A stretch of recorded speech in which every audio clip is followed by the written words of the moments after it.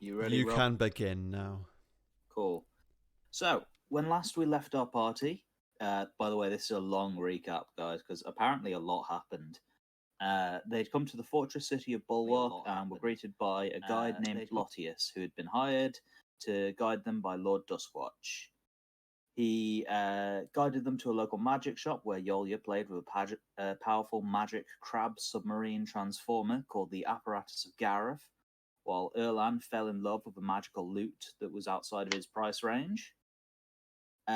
He promised to come back and when he had the money, and the party went to a bar called the Ruthless Spoon, where Erlan, Hierarchin, and Ott proceeded to drink distilled ankheg venom, which ended predictably poorly. During the night, Risu confided in Yolya about Istis's warning about how Erlan had no fate, and the party was woken early in the morning to have a meeting with King Octavius Bulwark, who told them that Duskwatch had once again set them up, and that he was willing to hire them for a job in exchange for setting up a meeting with an ancient creature called the Deep Terror. The party followed a lead on a job finding a missing wizard called Calsus Celsus and spoke to his daughter Alba, who told them that he was investigating a local dragon called the Silver Guardian and gave them access to his quote-unquote lab. The party deduced from clues in the lab, mostly Risu, that the wizard had used an experimental potion to turn himself into a legendary shield in order to trick his way into the Silver Guardian's horde. The party then recreated this potion and hired a creature called a Scorb, which is a sort of hermit crab beast of burden, from Clack Ranch. Their Scorb was a peppermint pink and white shelled Scorb called Jeremy, and set off to find the Silver Guardian. When partway through their journey, they were ambushed by two very heavily armed orcs being led by a giant. And I will bring you onto the combat map, and we will start with you guys rolling initiative, because we ended right before combat. So, okay. Unfortunately, there is no peppermint pink crab, so we're using a slightly borrowed ankheg instead.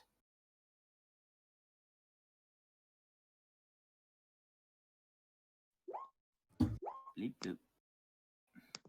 Initiative.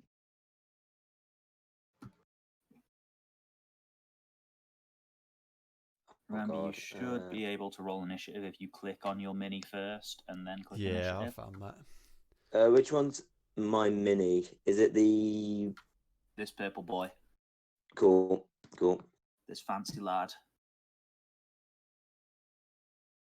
Oh god, you know the giant boxes at the bottom of the screen which says who we are? Yeah. That's taking up a good 50% of my screen, so I can't really see the combat. Can you zoom out? No. How small is your screen? Like 40%. Very small. Huh. I wonder if there's a way in the options to make them smaller. There is somewhere in the settings, yeah. I'm not sure. This ought to be interesting then. Right, you're 13 on initiative. Yep. So if I now reorder that, perfect. I think that's worked. Yeah, who the hell is that? There you go. Names only. Yeah, I've reduced it to names only. On the turn order, who the hell is the third one in? That's the orcs. Where? Is there a way of getting the names on that turn order? Because I can see my own name, but not the other. I couldn't see them on the map. I was like, what the hell are they? Yeah, I think you can only see characters that you have control over. I don't know why it does that. Yeah, that's why I could see mine and Matt's before. It's why, I can see everyone's names. That doesn't really make sense why you wouldn't be allowed to see the name. Because you can still see the picture, can't you? I don't know. I mean, you can just hover over them. It draws a yellow box over who they are. Yes, it does. Oh, yeah. So you can see who's what. Okay. I suppose I should really put some music on, shouldn't I, for this battle? Is it something that's going to get flagged up for copyright again?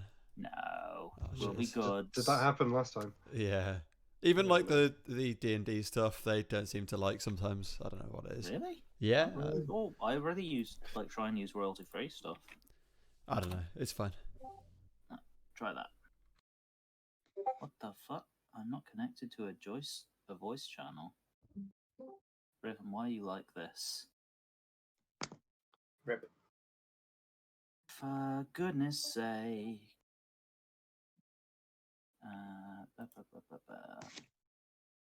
It says join D&D and bound to general. Hang on, what if I just So I think you need to Oh, hang on. allow it access to Try that. the D&D one. I have. Live?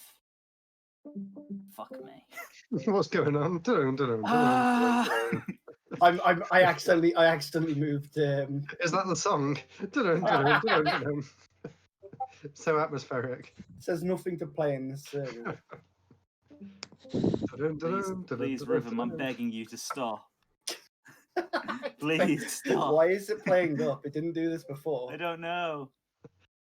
Someone put something else on. Try a different bot. I'm not going to go through all that trouble right now. I'm just going to ban Riven for now. Or kick Riven. I don't know. What this? Disconnect. Die, Riven. He'll be Disappear from my... Oh, there he is. Riven, why? Called it. Matt, help.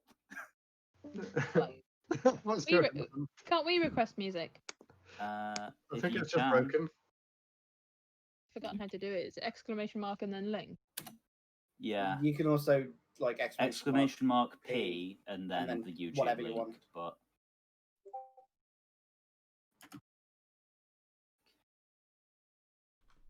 In the main channel, there's a music request channel. There is. Well, we can try that, but don't know if it makes any difference. Try that. He's freaking out. He is freaking out. Yeah.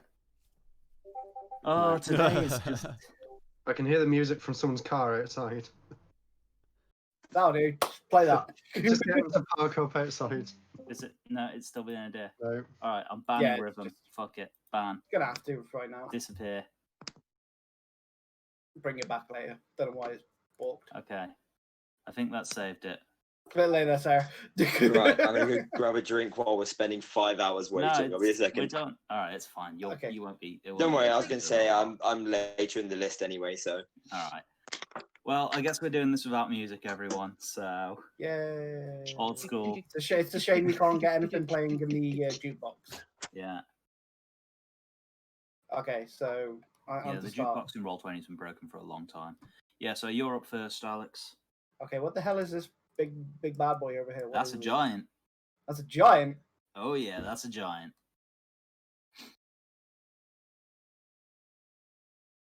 And it has blocked the path ahead while these two orcs are flanking. So there's 2 orcs flanking, and there's definitely no others. You only see 2. They do seem very, heavily armed and nasty orcs. Okay, am I able to try a check to see if there's any more, like hiding? Yeah, do a perception check. Go, come on. 15. Okay, hang on. Okay.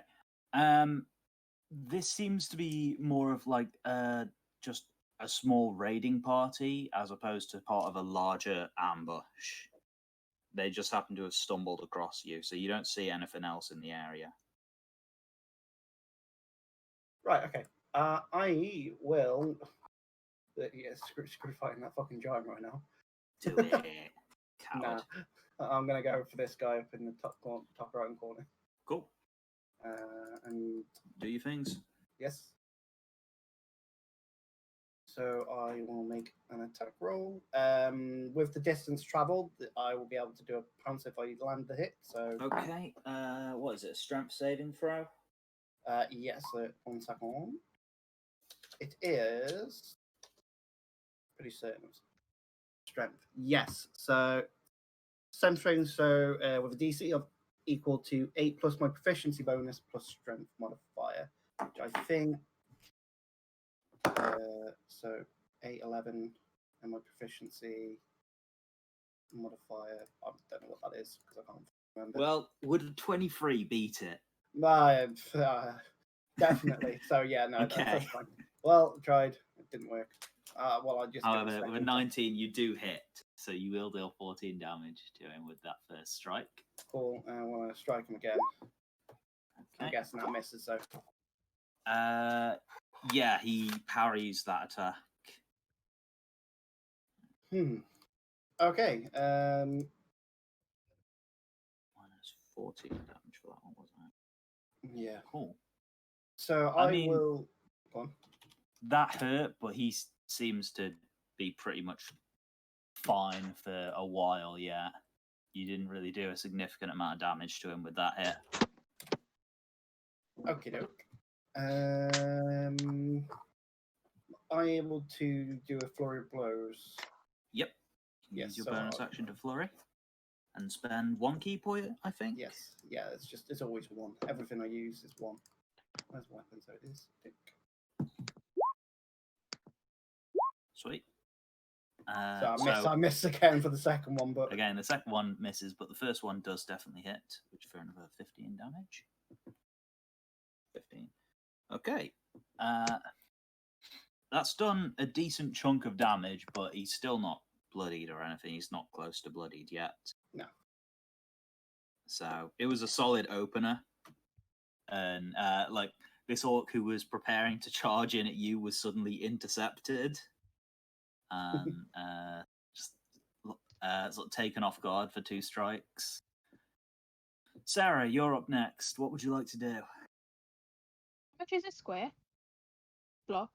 Is that 5 feet? Each square is 5 feet, yeah. Okay, can I use spike growth on the giant? Hey. Oh, sorry. I didn't. Yeah. Yeah, you can do that.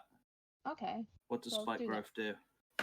The ground in a 20-foot radius centered on a point within range twists and sprouts hard spikes and thorns. The area becomes difficult terrain for the duration. When a creature moves into the area or within the area, it takes 2d4 piercing damage for every 5 feet it travels. Okay, so 2d4 when it moves. Yeah. Okay, that's fine. Its cast time is 10. Let me have a look. Should be 1 action, I think. I assume it's an action. Let me just look. Comparing cordon of arrows. Spike growth. Weird. I'm going to say it's 1 action. Hang on. There we go. So yeah, that's your action to cast that spell. You still have movement and a bonus action. Also there. You're just going to stay where you are? Yeah. Cool. So that's the end of your turn. Now it is the orcs. So, The orcs. can't quite make it to you, but using its bonus action to dash, it can very easily make it up to any of you. And these orcs are trained warriors. They know what cloth looks like when they see it. And this one is going to head for Hyakin. And the other one is going to circle around Yolya to get closer to the rest of the group, but it's going to stay fighting Yolya to not get any opportunity attacks. So, 2 multi-attacks. Both of them are going to use their great axes for these. And that's fine. So, first of all, the ones against Yolya are going to be a 16 and even lower. Okay. yeah, both fail. Cool. And the ones against Hyakin are going to be a 21 to hit. I'm assuming hits. And even higher, a 23 to hit. So both of Yeah, those will they hit both hit. Hyakin. Yeah. Cool. I will roll damage. It is how much? 1d12 plus 4 plus 1d8. Okay. It's going to be big whacks. 6 plus 1d8. So we're looking at 11 damage for the first hit. And the second hit is 9 damage for the second hit because I rolled bad on my d12s.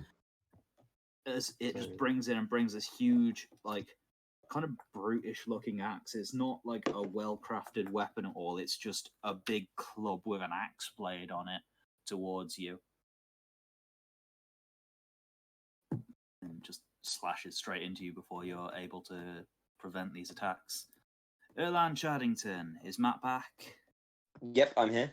Welcome Have you not been back. hearing me? Sorry. Don't think I'm so. going to be casting Leomund's tiny hut around of us. Okay. How long does that take to cast? 1 minute it says. Oh god. Okay, so no, I 10 can't actually do that. That's Good point. 10 rounds. It's 10 rounds. Yeah, I was going to say. Good I was point. gonna Well, say, I'll that's just do. like a thing for defending your resting area normally. Yeah.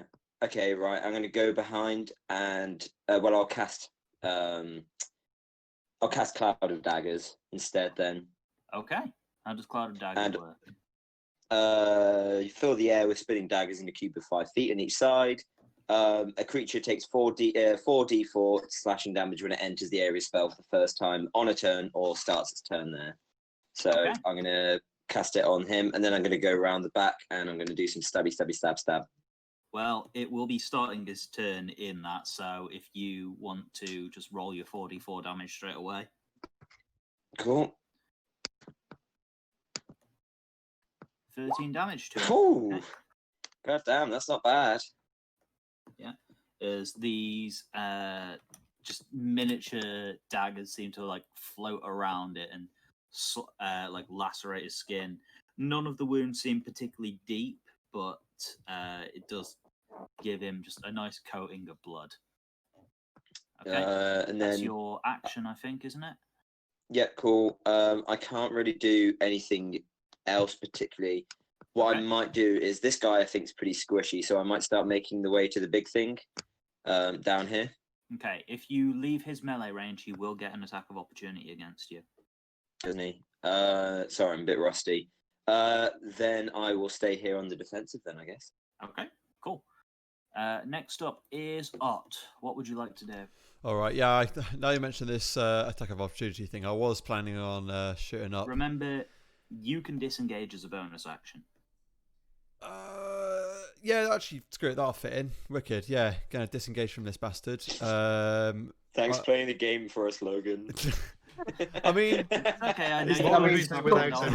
Rusty. Someone has to. Let's put it that way. he somewhat has to, otherwise I'm just gonna die a lot or Yeah, not I was do gonna things. say otherwise. I'm pretty sure we wouldn't have made it past the first Like, half. I could have just let you both run away, and I could have attacked you, and you would learn real. You know quick what? or You know what? die, You're but- gonna.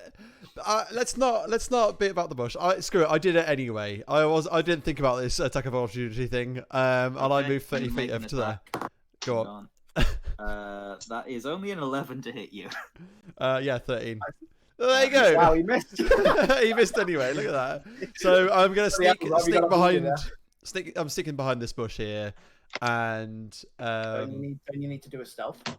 yes. Are you sneaking? Oh yes, stealthing. Yes, Okay. I'm sneaking. Yes, If you're hiding in I this am. bush, I'll allow you to. Yes, I make am a stealth character. I am doing the stealth. 23. Yep, does not see you. Excellent. And time to go the old stabby. I got my moonlit sword, short sword here. And Okay. Yeah. I like how both Rob and I both So have you the attack same idea with of the old advantage because stabby. you're stealthed. Yeah, and I'll get my second attack, second roll there. Okay, yeah, that hits. So, you are stealth, so you get sneak attack damage as well. All right, which is Should be I in always your forget. class yeah, page, I think. Right in the sneak top. attack, 4d6. Yep, roll then. 1, 2, 3, 4 d6 roll. 20. Damn. Get a shit on, Nice. bruv. 29 damage to him. I say that in character. Get a shit on, bruv. As you pop out of the bush As a and pop out. stab him with your sword. And then poke back in to the bush, so he doesn't know where it came from. You can't re-stealth because you That's used your true, bonus action and that. Yeah. But he is very much bloodied between Yolya's attacks and yours. Hell yeah. He was looking confident, now he is not. That's my turn. Okay, cool. Hyarkin, you've taken a beating. What's your plan? Retaliation. And you, Okay. I'm sure you can guess what I'm going to do. Electric is nipple it- twist. Right. Tweak his Oh, no- nipples. No bonk with your quarterstaff. You guys gonna bonk? Yeah. Poke. Right, Right. bring on the electric nipple Hold on. twister. Hold on. If I cast it from here, it should actually say it, shouldn't it? Yes, it does. There we go. I love Perfect. it. Okay, roll your attack roll to see if you hit with it, I think. Right, what do I need to roll? One. It should be on your core stats. No, not core stats. On your class page. How attack modifier is. Was that you then, Matt? Pardon? What was what? Sorry. Sorry, I've Plus had to 7. charge my phone, so Oh, okay. unplugging my headset earphones. Roll a d20 and add 7. Nick. That was your D20. name. Bernick. Is he rolling a new Nick. character? Burn Yeah, it. that's his new Yeah, character. Bernick. D20 plus 7. There you go. 14 does unfortunately not hit. No. As, you're simply too weary from the sudden blood loss of getting hit by this great axe twice. You reach out to give him the electric nipple twister, but the electricity fades and you just sort of grope him. I should have used the quarterstaff. Okay. Just great. Oh dear. Wow. Is that your action? I guess so. Bonus action of movement?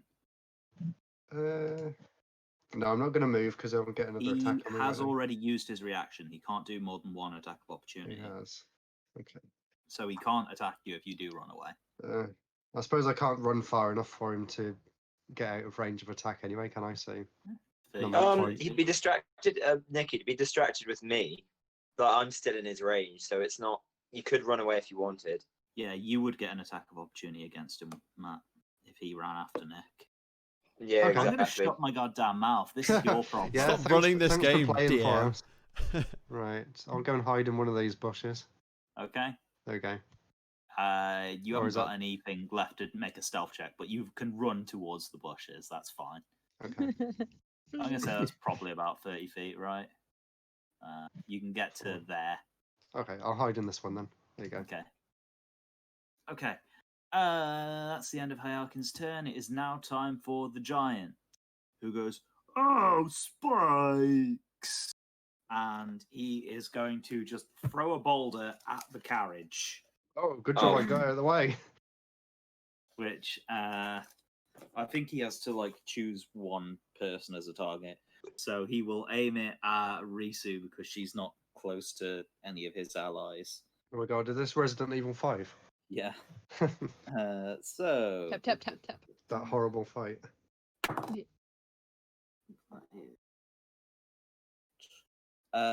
16, does that hit you? Your armor class should be on your core stats page, Sarah. Yeah, your armor class is 16, so it does hit you with this just enormous chunk of rock. 3d10 plus 5 damage. Here we go.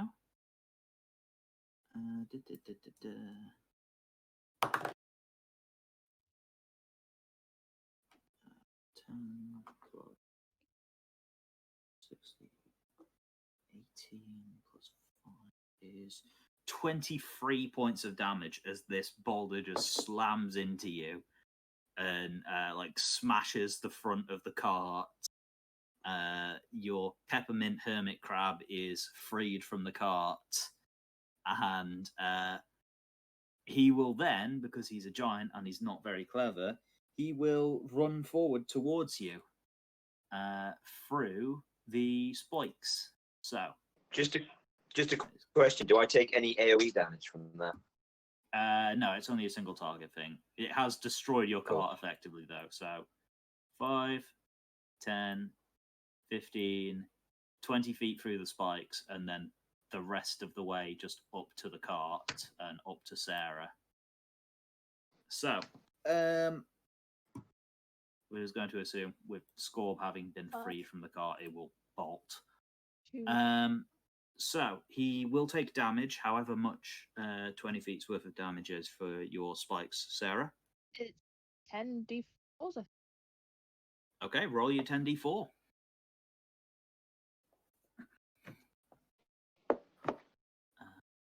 Okay, so that is, what's that, 24 damage? Yeah. Cool. I will note that down. He's a giant, got a lot of hit points. He can afford to lose 24. But That's a he lot of does cheese. scream like, ow, ow, ow, on the way. Is he not a Ninja. smart man? Do you reckon if I hit He's him not with a a stone, giant. He's a giant. They're not very smart. then no, This he's one not. isn't. Who's on the carriage? Oops. Say that again, Sarah. Who's still on the carriage? Just me, I Erlan think. is and you. Well, you're in the wreckage of the front of the carriage. Erlan is in the back of the carriage, which is still functional. So, Yolio, we're back around to you.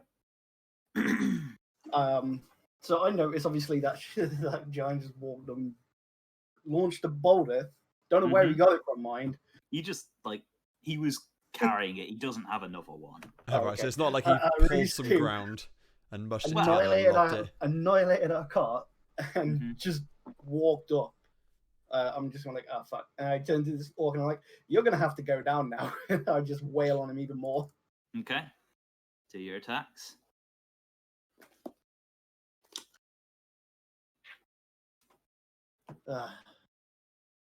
The 17 will hit.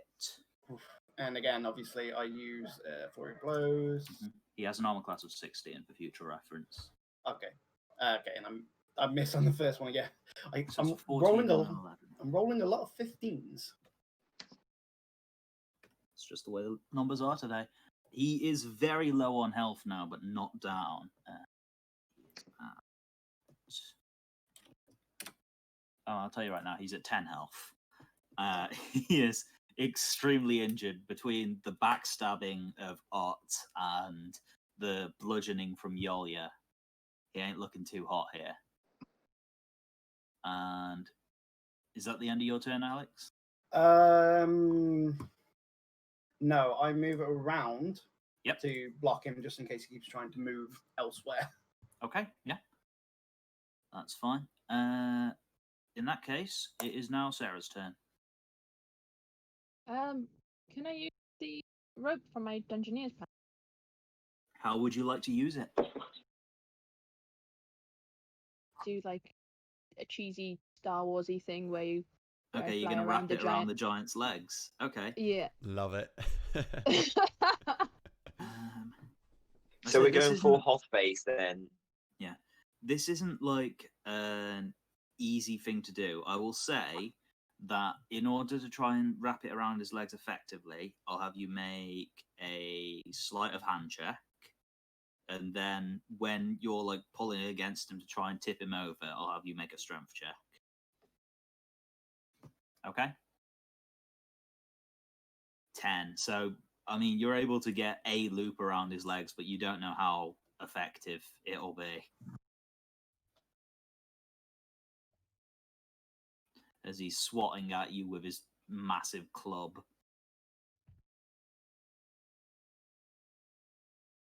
And then a strength check to see if you can pull him over.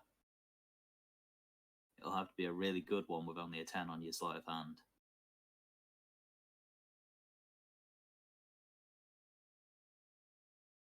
You there, Sarah? Yeah, I'm trying to look for.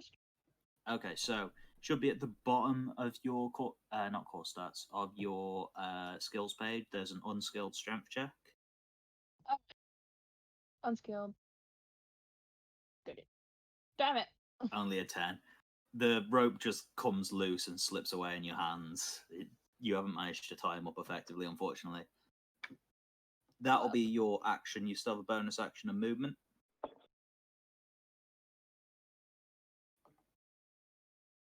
I'll probably move here with time. Okay, Oh, he's going to I get an can't attack of opportunity if you move away. Oh, really? Oh. Maybe not then. Go on, do it. He's only a giant. He can't hurt you that bad. I'll shoot him with the fire arrow in the eye. You've already used your action. Oh no! Oh God! What? Yeah, I'll go with the move. Okay. He's going to get that attack then. So, to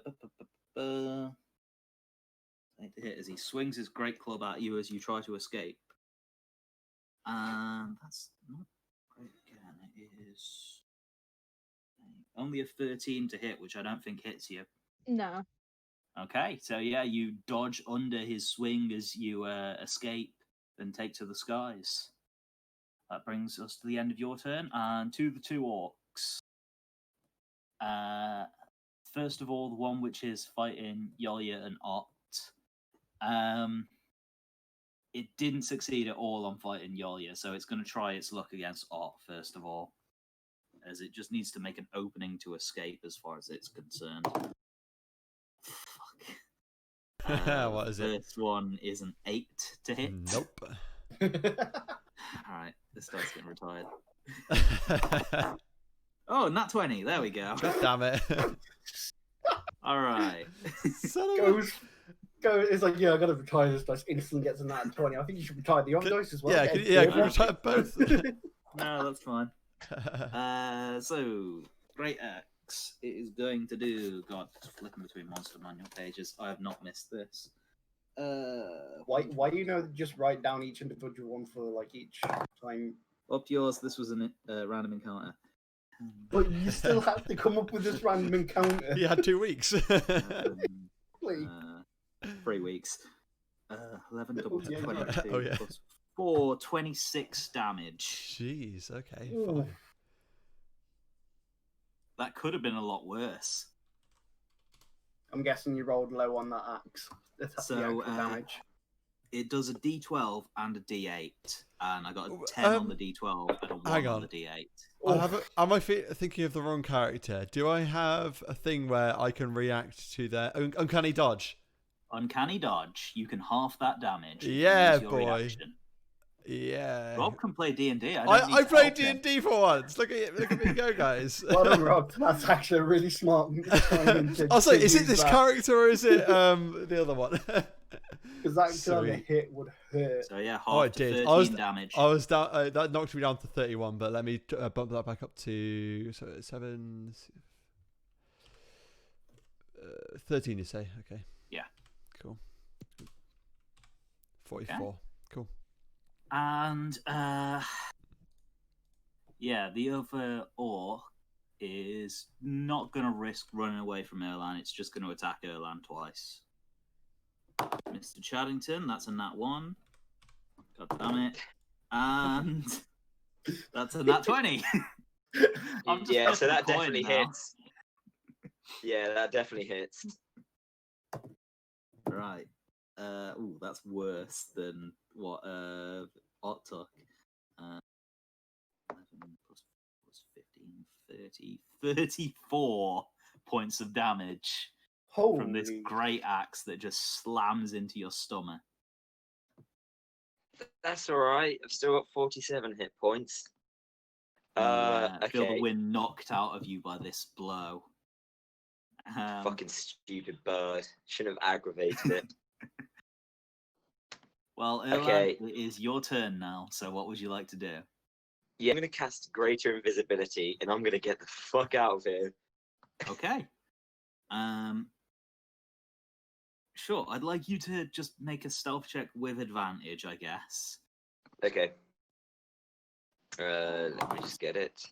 Stealth check with distance on that one. Okay. 14. You're good. Yeah, you can just run. Oh, It thank doesn't. God. He won't be able to notice you escaping, and even if he could, he couldn't see you. Okay. And then I'm going to, now with my bonus action, I'm now going to move. So I think So I you have can your move back. action, movement, and bonus action. Yeah, so I'm going to move like over here, so I get behind the giant thing. Sure. Yeah. Yeah, awesome. Cheers. Cheers, mate. Cheers. There you go. Be right next to the giant crab thing. And then Jeremy, your boy. see if I've got any. Sorry, I'm just going to quickly check if I've got any cantrips which I can use to heal. I don't think I do. So There's no healing cantrips. You could I drink can do a healing friends. potion as a bonus action.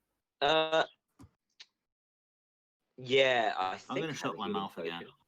potion. Yeah, I was gonna say. Making it too easy. I'll take a greater healing potion as well. Okay. So how many Knock is that that out again? one back. It's 4d4 plus 4, I think, for a greater healing potion.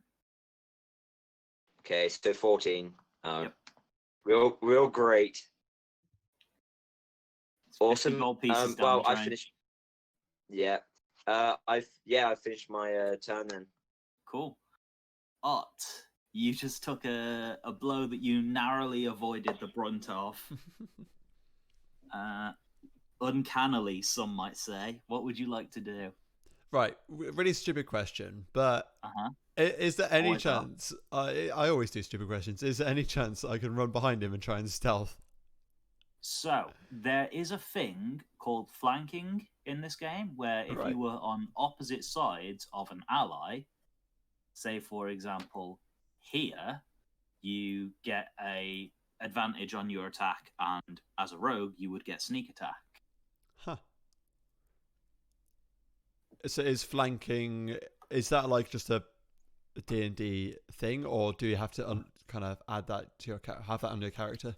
No, that's just a thing in the rules. It's part of the tactical combat. of, Mega. It's hard to defend from opposite directions at once. Mega, yeah. I'm moving myself. Cool. Oh shit. There, yeah. That's the one. And so, because you love it when I actually play in D&D, I'm going to use my Moonlit short sword again, but I've also got this new feat called Savage Attacker. It says once per turn you can roll damage for a melee weapon attack when you re-roll the weapon's damage dice and use either total. Okay, yeah. So make your attack with advantage, and we'll just take whichever damage is higher. Hell yeah. 1, 2. Oh, just there you go, 2. Okay, so 10 damage for the Moonlight Short Sword plus your sneak attack, which is advanced Pretty dice certain the roller. guy dies. He's a 10 more. So 20 damage total. Yep. How do you want to kill this guy? Sword up through the bottom of his jaw, so Okay. it comes out the top of his head. How's that So sound? like you reach around him and like bring the sword up through and skewer his head. Yeah.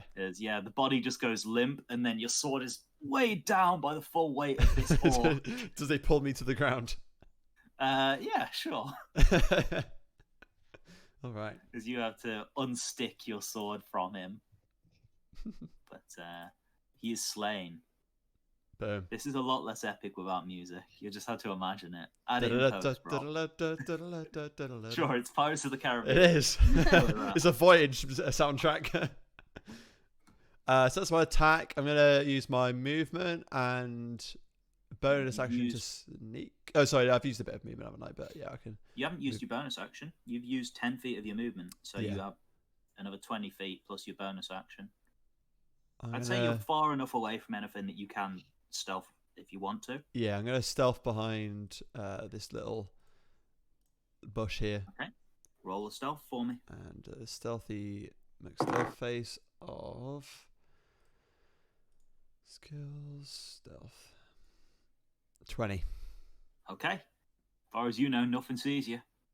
Everything seems to be distracted by other people. Shit, okay. So you seem to be fine. Hyakin, you ran away from getting bludgeoned before, only to see Erlan get bludgeoned and vanish. What are you going to do? I'm like Obi-Wan. I've just disappeared. That's it. I'm gone. You strike me down, I should come back more powerful. I know how magic works. I know what he did. Mm-hmm. So, what are these God two damn it. things next to this giant? What? Well, that's Erlan, but you can't see him. And that is your peppermint, pink and white beast of Catmobile. burden called Jeremy. Of course it is. And it's been unleashed from the cart and is kind of fleeing around in a panic. Jeremy have any stats? He's not a combatant at the minute. If you were to like make an animal handling check to try and control him, try and calm him, you might be able to use him in fights. Man, I wish we had a ranger or something like that. You know, someone who could talk to animals. But at the minute, I mean, a boulder just got thrown at it. It's pretty panicked. Poor Jerry. It's not confused with Jerry from the old campaign. The squishy slime thing. It's not Jerry Slime. It's Jeremy Scorb. Love it. Right, so this enemy at the back of this wagon, that's still alive, isn't it? The one that attacked me. Yep. So I might try and use some ranged attack to try and hit him then. Okay. What are you going to do? What can I use? Thunder Wave? Or is that... Thunder Wave, you'll have to move a bit closer, I do that from but it's like a 15-foot cube, I think. Yeah, 15 foot. So that is 3 squares. You'd have to get 1 square closer. I'm out of cover. Yep. Okay. And then just... Okay, how does Thunder Wave work? So, I think he makes a saving throw of some description. Yeah, make a Constitution saving throw. Okay. 14. What's your DC? It is... Where'd you there's the big table at the top? Yeah. There should be spell save DC in there for your class. I'm assuming it's like 15 or 16. Yeah, 15. Yeah, so he does not save, so I'm assuming he takes the full effects. What happens to him? So I've got to find out where it is again now. So takes 2d8 thunder damage and is pushed 10 feet away from you. Okay. So roll your 2d8 and he is blasted off his feet and pushed 10 feet back.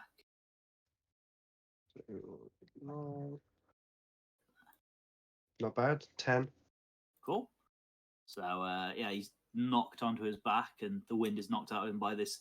It's extremely loud as well, this blast of concussive force, because thunder is sound damage in D&D essentially. Does that do anything to confuse the giant or anything because it's so loud? It takes notice of it. He goes, what's that? Is that magic? Oh, magic with a K. Wizard. Yeah. Magic. Magic. Alright. Is that the end of your turn? I think so. I can't go back. I can't move back into there now, can I? If I've used my movement. Yeah, you've used only like a couple of feet. Okay. You can move back if you want. Okay, I'll move back. Not that it makes any difference. Yep. Well, makes me feel a bit safer. This big loud sound has just happened and suddenly attracted the attention of the giant, who's gone, "Oh, wizard!" So he's gonna like stomp down and he like smashes through this tree on the way in. Oh no! Runs up to Hierarchin and is going to make some attacks with his great club. This huge, like it's like the main section of a tree, the trunk of a tree. Essentially, he's just swinging around. Wait, were you supposed to roll something after I used magic? Or is it too late now? There was some special thing. Oh yes, your wild magic surge. That's roll it, yeah. A D20. Okay. And on a 1, a wild magic surge happens. Come on, let's have a 1. Let's have something interesting happen for once. Oh, God damn it. Ignore the 3, it's a 1. We can have a surge if you want. Something weird can happen. Yeah, let's do it. Oh, okay. Gotta roll a D100, don't you know?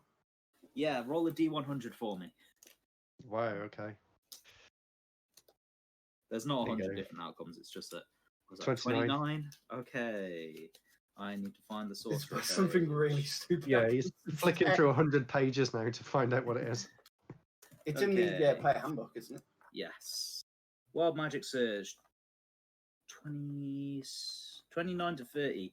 You teleport up to 60 feet to an unoccupied space of your choice that you can see. Oh, perfect.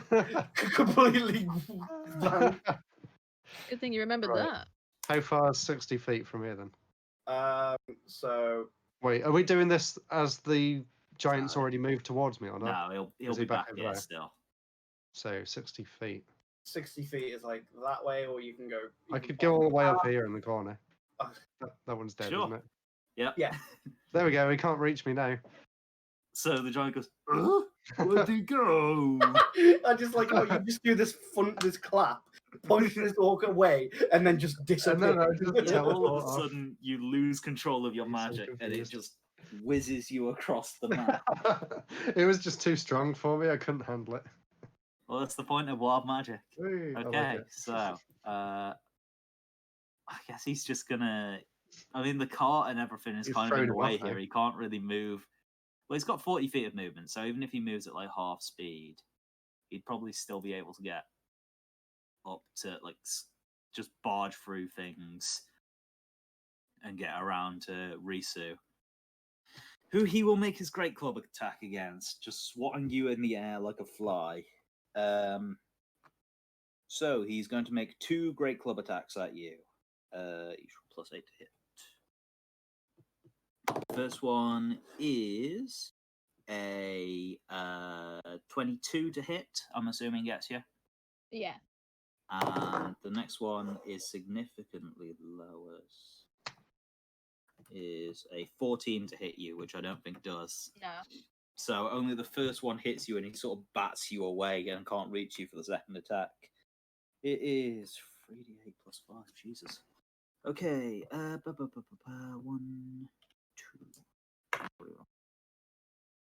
8 is 14 +5 is 19 damage as he just smacks you and sends you through the sky. Oh, just out of his reach for the second hit.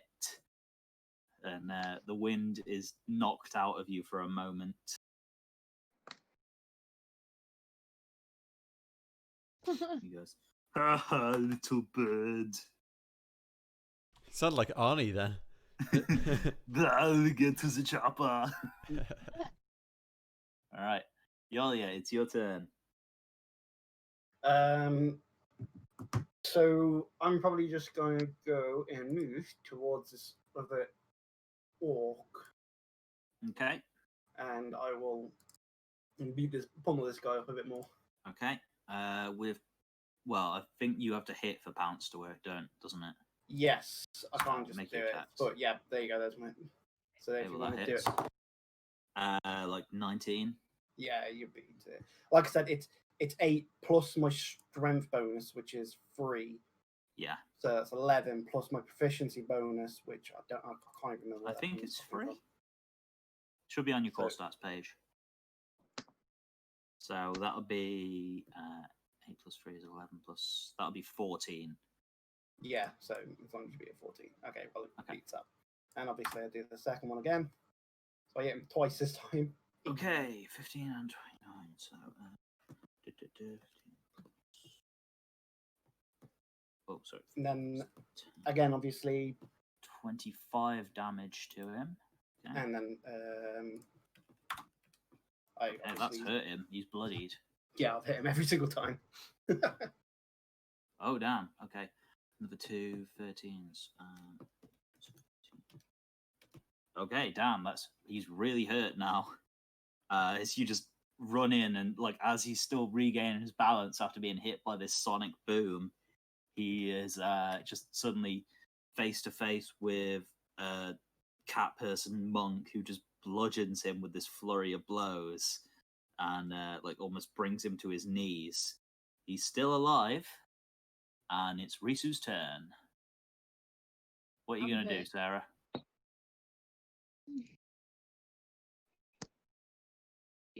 So far, that's about thorns. If I move away, I'll probably try myself. If you move away, he'll get another attack. Oh, he's a poopy brain. He is a poopy brain.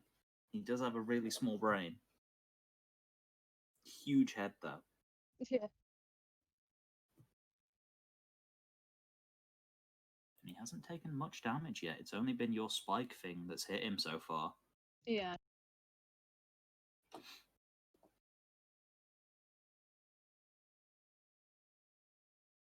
Fire arrows then. Okay. When you're in melee with a creature, you have disadvantage on the attack, so you will have to move away otherwise.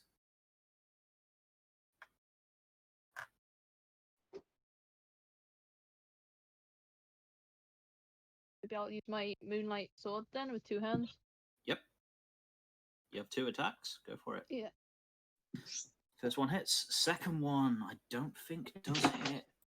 Yeah, even as big and slow as he is My lucky ability. Oh, you have lucky. Okay, yeah. You can use one of your looks to re-roll.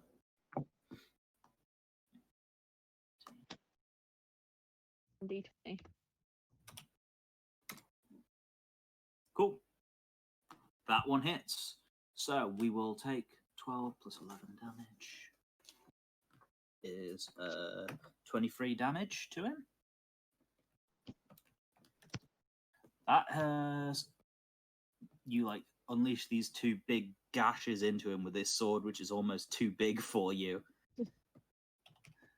Especially since you're even smaller now that you're wearing your mask of the Robin. Like, oh, little bird has stinger.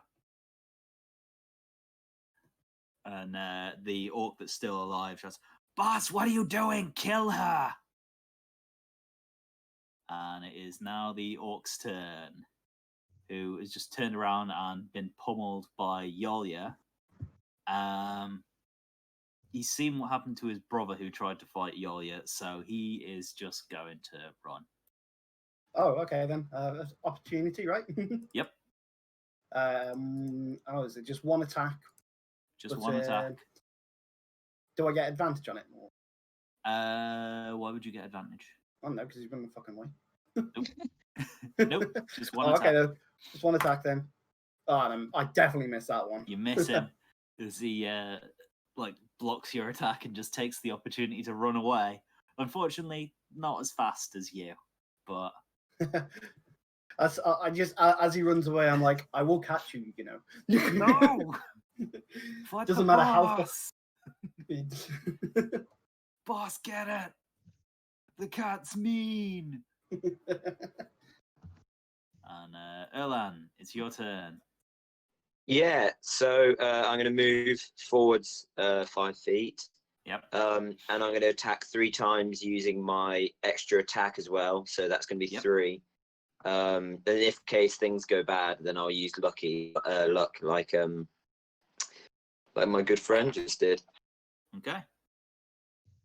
Go for it. Make your 3 attacks then. Right. Do you want to use luck to re-roll that first one? Yeah, I'm going to use luck to re-roll that first one. Okay. That was very much worth it. Okay, so that is 31 points of damage. God damn. As things are starting to look bad for this giant as well now. Yeah, and I think that's my... is my greater invisibility now broken? Nope. Yeah, that's I think because it it's is. greater invisibility. No. You are still invisible. Do you not remember our duel? Do you not remember our duel, Matt? Yeah, good point. Yeah, good point. Actually, will he have known at least? Is he intelligent enough He to knows notice that he was where hit all the? from behind 3 times. He doesn't know exactly. Yeah. He'll probably think it was. Can I move a bit? Can I use move a bit further, or is it literally the one movement and that's it? No, you can move. You can. Break Yeah, it I'm gonna move. I'm gonna move to his side over here. Okay. Just so that he doesn't turn around and just whack me. Okay. Well, I can't take another beating. I can't. Speaking of can't take another beating, it's Ott's turn. Oh, beat me more. Okay, so I'm worried with the way that Logan's saying that you haven't been attacked by anyone yet. I'm gonna assume, well, in character, I've already done something that even though Logan hinted to do it, I decided not to do it anyway. There's going to be something where I'm going to flip it on its head and do something that it's a little bit, what's it? Metagaming is the word. A little bit metagamey. But in character, you got to be sure that there's no one else around, right? Uh-huh. You're going to use your bonus action to look around, make a perception check? Yeah, exactly. I'm going to perception check this area. So that's the first I can move anyway, and still be kind of in a bush. So I'm gonna. Where's my perception check? Perception. There it is. Oh, 11. Take it. I don't see anything. Nope. I mean, if something was going to ambush you, it would have done it by now, right? Right. Right? Well, you still have your action, and I think you've used your movement, haven't you? Oh, I've used some. I've used 20 of 30 feet. Okay, yeah, so you got another 10 feet. Yeah, Well, I you got could your move action to. left. Yeah, screw it, I'm gonna move to there. Okay. And action. What can I really do for an action at this point? Because I don't want What can to. you do? Because I'm in stealth. I don't want to lose that stealth. Can't attack. Are you stealthed? I think so. I'm sure I stealthed when I was up. Where's my marker? You lost stealth when you attacked that guy. You didn't Yeah, preempt I don't think stealth. you're stealthed again. Oh shit! You Stealth. if you roll- I'm gonna stealth. You can use your action to stealth. Hell yeah! 28. Yep, you're good. And annoyingly, I moved a bunch and then stealth. So if there's anyone nearby, they will know I'm probably exactly right by that bush, despite being stealthed. Like the stealth is like you move to your position stealthily. It's fine. Okay, so it's not like I moved over there then stealthed. Yeah, and so they saw me move and I'm by okay. And then duck into the bushes. Yeah, exactly. That's what I was a little bit worried about there. Okay, yeah, no, I'm cool. That's my turn. All right. Hyarkin, you're up next. Right, okay. I have a plan. I don't know how this is going to go, but can I use my new confusion spell from here to get to the giant? What's the range on it? 90 feet, so it should be okay. Abso-goddamn-lutely. Giant, not very smart. Yeah, let's make him even very more. easily confused. So this is going to be interesting, and then I can do that wild magic thing again as well.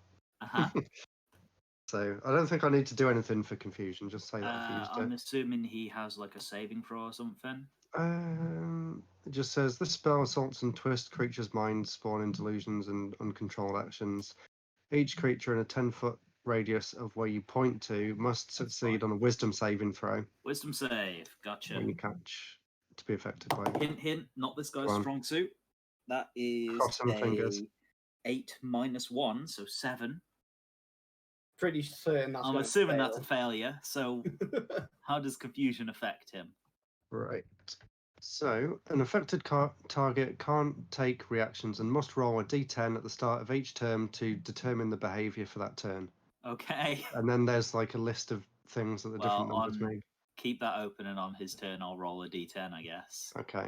Wild magic. It says at the end of each turn, an affected target can make another Wisdom saving throw, and if it succeeds, that's the effect ends for the target. Okay, I'll keep that in mind. Okay, that's fun. And then do my wild magic thing as well. Yep. So roll a d20. Nope. 12. No wild magic. You keep control of your magic this time. We can. I mean, I'm like maybe learning. we should tweak it and make it like a 5 or lower because it Is it never only a seems to 1? happen. It's only on a 1 normally, but we often forget to do it. Is the thing. So Okay. maybe 5 we should. or lower sounds good if you're okay changing that. Yeah, I don't mind. Yeah. All right, that'll be a bit more fun then. Cool. So Cool. That's my it's go over. now the giant's turn. I'm going to roll a d10. Okay, I'll tell you what happens. 8. Okay, so the creature uses its action to make a melee attack on a randomly determined creature within its reach. Okay. Not Jerry. If there's no creature, then the creature does nothing this turn. I will start at Risu and I'll just count clockwise and I'll roll, I don't know, like a d6. 2. So, Risu, Jerry. can't see you. 2, it's Jerry. No, Jerry. Well, he should be able to see me. He should be able to see me because of my greater invisibility. No, he can't. So he went 1, 2 is on Oh, Jerry. awesome. Oh, no. No. I'm assuming like 18 plus 8 is going to hit, so. Jesus Christ. Jerry did nothing wrong. Jerry has got a big shell, you remember. He's. Logan's mindlessly trying to murder NPCs. This is how Logan goes. Oh, it's D8, it's not D10. Okay. Hang on. I have to reroll one of these. Plus what? Okay, so he brings his club down on Jerry, and you hear this like lobster squeal as it's dropped into boiling water as he brings this club away, and there is a big crack in Jerry's peppermint shell, and you hear Jerry whimpering. But Did we not get dead. the insurance? Not dead. But very There's much a hurt. big crack. Some peppermint powder leaks out. Is he like a turtle? He's more like a hermit crab. A huge peppermint hermit crab. And Poor guy. well, I guess that's all he can do on his turn. Well, he can make his wisdom saving throw. I bet that'll go great. So we're on that 20 now. Would be 2 minus 1 is 1. So he's still confused. And Yolya, it's your turn. So I see this confused ass giant who just took attacks from behind, knowing that's probably Chad and the fact that Reese is there. I'm just like, I got this, and I'm just like, get back here, bitch. Okay. And obviously, I will make my attack again. Okay. 16 to hit. That hits just Yep. about. His armor class is 16. Do strength saving throw, please, because that was enough distance for pounce. 20 feet. Like a billion, 23. Oof. Okay. Yeah. No. No point. And I make my second attack. Shit. Okay. Describe your finishing blows to me. So basically, I'm basically going to jump up to him and do a roundhouse kick to the side of the head to just bring him down to the ground with the force of the kick. Okay. So the rest of you like see Yolya dash out of the corner of your sight, and then you just hear a sickening crack as her foot connects and snaps this orc's neck on impact. He just collapses to the ground, a broken monster. And I'm like, so where was I before that move? I completely forgot. Wasn't I like here? Was I here? Yeah, I'm gonna say you're like there. So yeah, that was 25 feet. So 45 feet. Yeah. Okay, so I'm like, as that happens, right. I'm like, yeah, let's just go back here and do my second attack on the. I'm gonna run over to. Hang on. So that was your 2 attacks to kill that guy. Yeah. Are you gonna flurry for 2 more? Flurry for 2 more, yeah. Okay, go for it. Because there's no point doing anything else. So, I'm guessing both hit. Okay, so there you go, 28 damage. Big and does not wear armor. So that is 24 damage. 20. Still 28. Alive, baby. 28 damage. 28. He's dead as well, baby. How do you kill this one? I just punch him in the gut twice. Okay. He just collapses and like blood spills out of his mouth, his eyes roll back up, and you have to like step aside as he almost lands on top of you. But I again go, huh.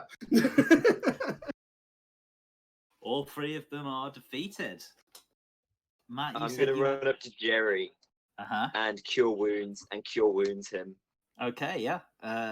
Roll your healing. I think it's 1d8. What's my modifier? Yeah, what's the charisma modifier? Yeah. It's on your core stats page. Yeah, +8, so d8 +8. +8? It would be +5. Yeah. I'm looking at the spellbook right now. My charisma's 8. Definitely not. You might want to check that then. Out at +5. Hang on, core stats. Your charisma is 20, so +5. +5, yeah. Sorry, my fault. You're looking probably at you're looking at your save mod. Yeah, save modifier. Yeah, that's it. Because it gives a well, 13 health. Either way, I got a nat 8, so that's pretty good. There we go. So the crack in Jeremy's shell begins to mend as invisible Erlan heals his boy. And Jeremy continues to whimper. Someone give him a healing potion. Stop being so cruel. Yeah, that's our transport. Your cart is very destroyed. So we can't irreparably so. By by a huge boulder. I look at it and go, can we just... is there enough space on Jeremy to carry all? Probably not, but yeah, it's only 1 day's travel remaining on your journey. So, I mean, it's not an unwalkable distance. One or two of you could probably ride on poor injured Jerry. Oh, he's not that injured, surely. No, he's got a lot of hit points. He's a hermit crab, a giant hermit crab. See, he's fine. Don't worry about him. Like, try and use the remainders of the carriage as a shell, like how hermit crabs work. He hasn't outgrown his peppermint shell yet. It's just a little bit cracked, and also a wooden carriage, not as good. But you can like attempt to stick like a just plank of wood over the crack if you want. Cartoon bandage. Sure, yeah. You give him this big wooden cartoon bandage over his cracked shell. Sure, I'll allow it. Yay. So, I think with that fight over, are you guys going to continue your journey?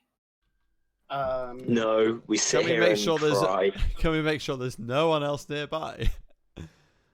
Sure. Make a perception check. Rolling my -2 perception check. I'm not very perceptive. 14. I forgot about that. Yeah, low wisdom. Yeah. With your eyes closed. Yeah, I'm searching with my hands. Reaching out in front Oh my of god, me. is that a peppermint hermit crab? It's How mine. long has that been there? He with us. Brilliant. It's ours. I would like to heal. Okay, yeah. Well, you will have another day of travel during which you can take a long rest. And everyone can reset their spells and heal up. Hell yeah. Awesome. And after another day of traveling, you reach the point that was marked in the wizard's notes. Logan can't remember his name right this second. Cassius? Something like that. Calsus? There we go, Calsus. His notes, and you know at this point he drank his potion and turned himself into an inanimate object. But what were you guys planning on doing? Who gets to drink the potion? Okay, well, you have 4 potions.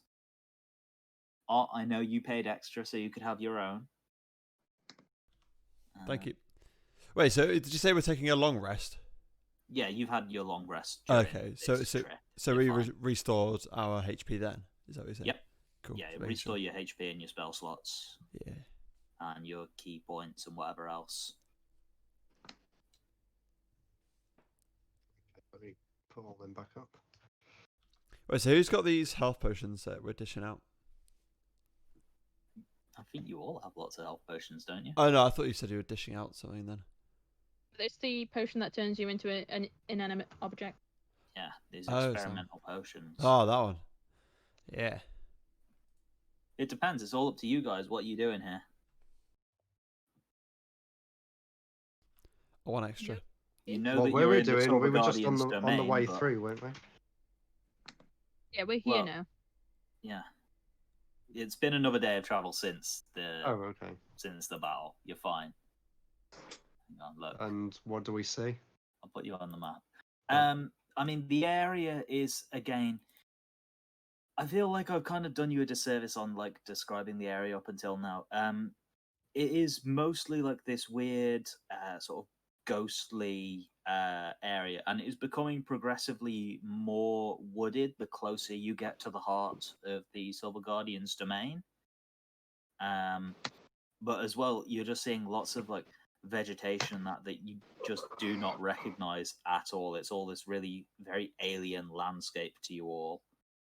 And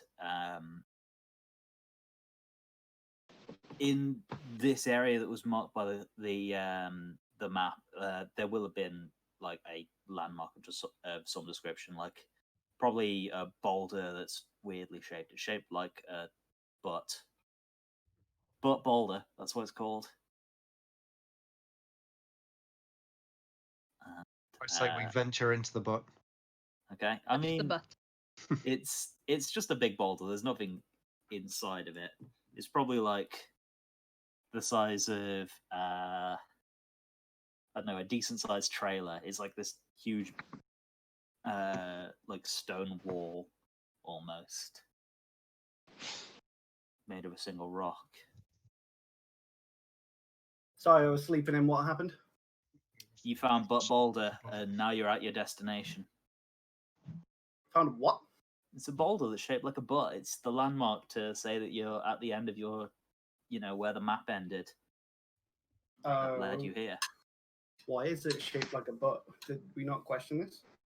It got blasted by a spell and then eroded into a more natural shape. All right. Who blasted the butt boulder? There was a big war here, like a couple of thousand years ago. The War of the Butts. Yeah, the Butt War, otherwise known as the Calamity. Okay, I'm calling the Calamity the Butt War from now on. The Butt War, War of the Butts. Great Butt War. Okay. What are you guys gonna do? What is your plan? I thought the plan was we turn ourselves into inanimate objects and hope to God this this silver dragon takes us back into his lair so we can find this wizard. Okay. Is that what you guys want to do? Not really, no. You have 4 potions between you. I'm definitely sure this is where the professor did the thing. This looks pretty identical to his map. Especially the butt boulder was very vividly described for some reason. And, this is the same distance away, and it's in the center of the Silver Guardian's territory. Check for any evidence that he was there. That might be a smart idea. Thank you very much, Sarah. Okay. Okay. Make an investigation check.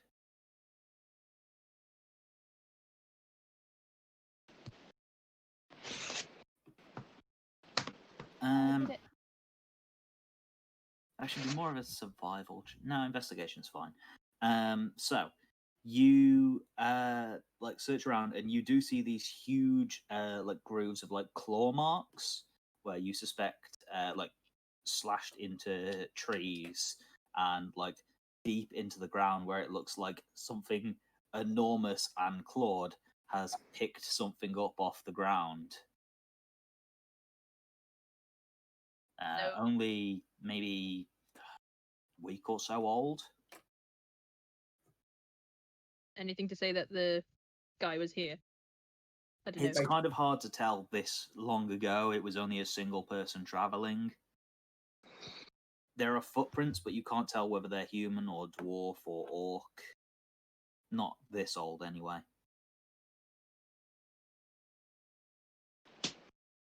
So, are we going to draw straws? Because we don't know how long this potion lasts as well. It's a very experimental potion. One of you will have to not be potioned. Or, only one person can take the potion, or it's all entirely up to you. I volunteer as tribute. Okay. Ott will be a drinky boy. Is anyone else going to partake with Ott? Yeah, why not? Okay. Team Chaos. What happened last time? Arkin gets flashback to the last time he drank with Ott, and I just shudder and go, "Oh, I'm not drinking anything ever again." Okay. We just gotta stay watch somewhere. Okay. Are we really going to trust this to a guy called Chad Chaddington? Erland Chaddington. God. Whatever. It's not a joke name. God. This serious RP, Alex. Serious character, yeah. Serious. And another seriously named character. Fart damage IDK. And the rogue. By Rob this session, okay? He actually played D&D today. Yay! I will say that. He did the intelligence and remembered to make sure he didn't take all the hit. Yeah. I did 2 intelligent things, right? You've done well, Rob. We're all What very proud of What was the you. other one then? Because I can't remember. It was that the one, feat. It was the roll Savage twice. Attacker. Savage Attacker. Yeah. Which Logan had completely forgotten about. Ooh. It's a new thing. It's fine. So that's on all of your attacks as well, Rob. Is it? Oh, amazing! Yeah, all my every melee turn. attacks. Yeah. Once per turn. Yeah. So what were you going to say, Alex? I was just going to say, do we just trust these two idiots? I think that's the best way to describe it. Hey, I prefer the word buffoon. All right, buffoons. Thank you. Saying bait, we gotta follow the bait once the bait has been taken. If anyone's going to be bait, is trying to hide in a bush currently. I mean, I don't blame him. Not successfully at all, because he is a huge peppermint hermit crab. Very visible. Shiny? He just hid his head. Yeah. Oh. Like an ostrich. Yeah. Okay. So that just gives us 2 extra, and then it probably, if we do that, then we just the rest of us hide, and then try and follow the dragon once he's collected. Wait, who's got animal handling? Like good animal handling? I believe Sarah I think will. I do. Oh yeah, I suppose you would. Makes sense. She has a animal companion. Yeah. A birdie thing. A cat thing. And you guys have the whispering ability, so you can talk to us. Message, so you can know where you are. Message. Yeah. I got that. So if we do lose track I think of you, both of you have that actually. Both Earl and Andot have that. I think so. Yeah. Okay. So are you both gonna drink the potion? Yeah. Bottoms up. Bottoms up. We clink them together. Okay. So you both drink the potion and you feel this magical effect come over you. You can choose what inanimate object you would like to turn into, and you will immediately transform. You have no idea how long for. So we could transform mid-flight. You have no idea how long this will last. It could be forever. How long do we have to choose, or if we don't choose, does it become random? You don't know. This is a very experimental potion. All right, I'm not choosing. I'm gonna let this. Yeah, I kind of not want to choose either and see what happens. Yeah. Okay. Okay. Well, surely I was gonna say a barrel. There's a dragon. Yeah, we need to make sure you choose something that the dragon will take. A barrel of gold. No. I was gonna say a barrel of gold. Yeah, something shiny. Yeah. It's a silver dragon. Your character will probably choose a barrel of wine. With crystals. Yeah, but will the dragon want that though? That's the thing. Yeah. Make an intelligence check. Well, we've already failed this. Maybe we weren't the best people to pick. 10. Oh no. I mean, you are literally remembering something you heard 2 days ago, and took into consideration when you were figuring this out, as the wizard did specific research into what it is. That's a saving throw, Matt. Oh, god damn it. Well, did specific research into what it is that silver dragons like to keep in their hoards, and unfortunately, Screw I can't remember exactly. I'm re-rolling. What it was. I'm using my. Are you using your inspiration? Yeah. Wait, no, I'm gonna wait till let's see what Matt actually rolls. Yeah, Matt, unskilled Yes, intelligence. give me a second. It's on the skills page, bottom of the skills page. That's fine. D20 plus 1, 12. Oh, yeah, I'm re-rolling. 12, Let's change that. There. 9. For sake. God damn this game. God. Does anyone who actually remembers want to pipe up? Oh, well, I know he turned himself into a shield, so it's something to do with, isn't it, historical items that have some kind of lore behind them? That rings a bell.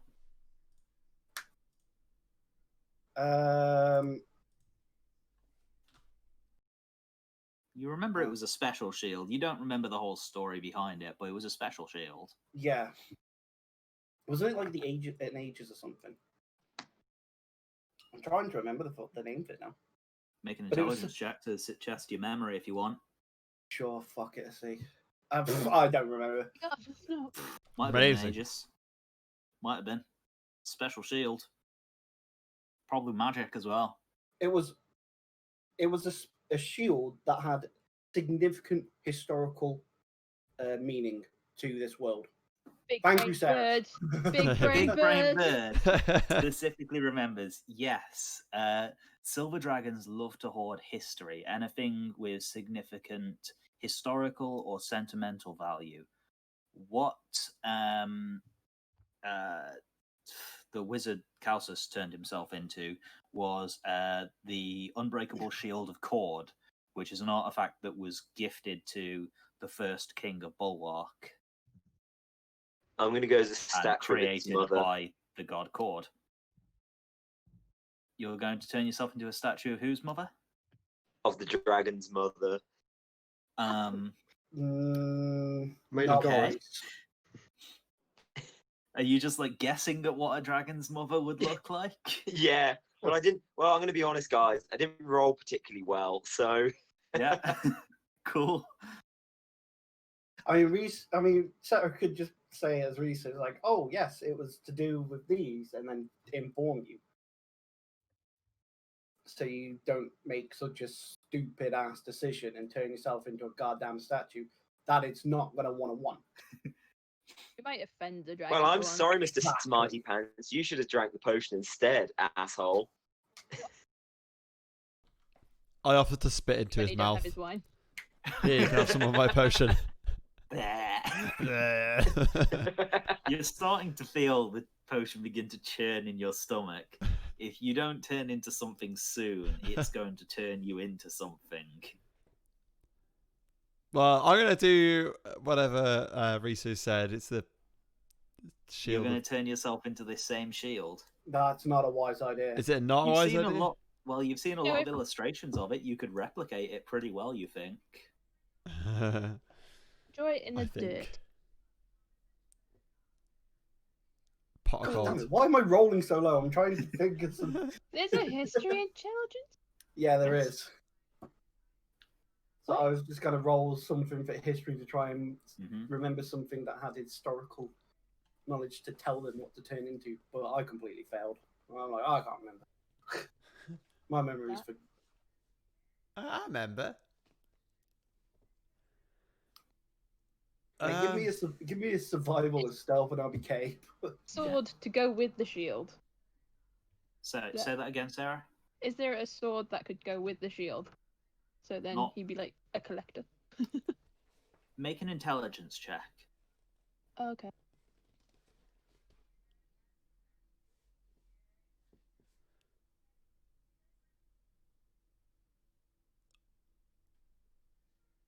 The unskilled int check at the bottom. Skill. With advantage, specifically because of who you are. Oh, I'm glad I With said that advantage. before you rolled. How do I add advantage? Just roll again and take the higher. All right.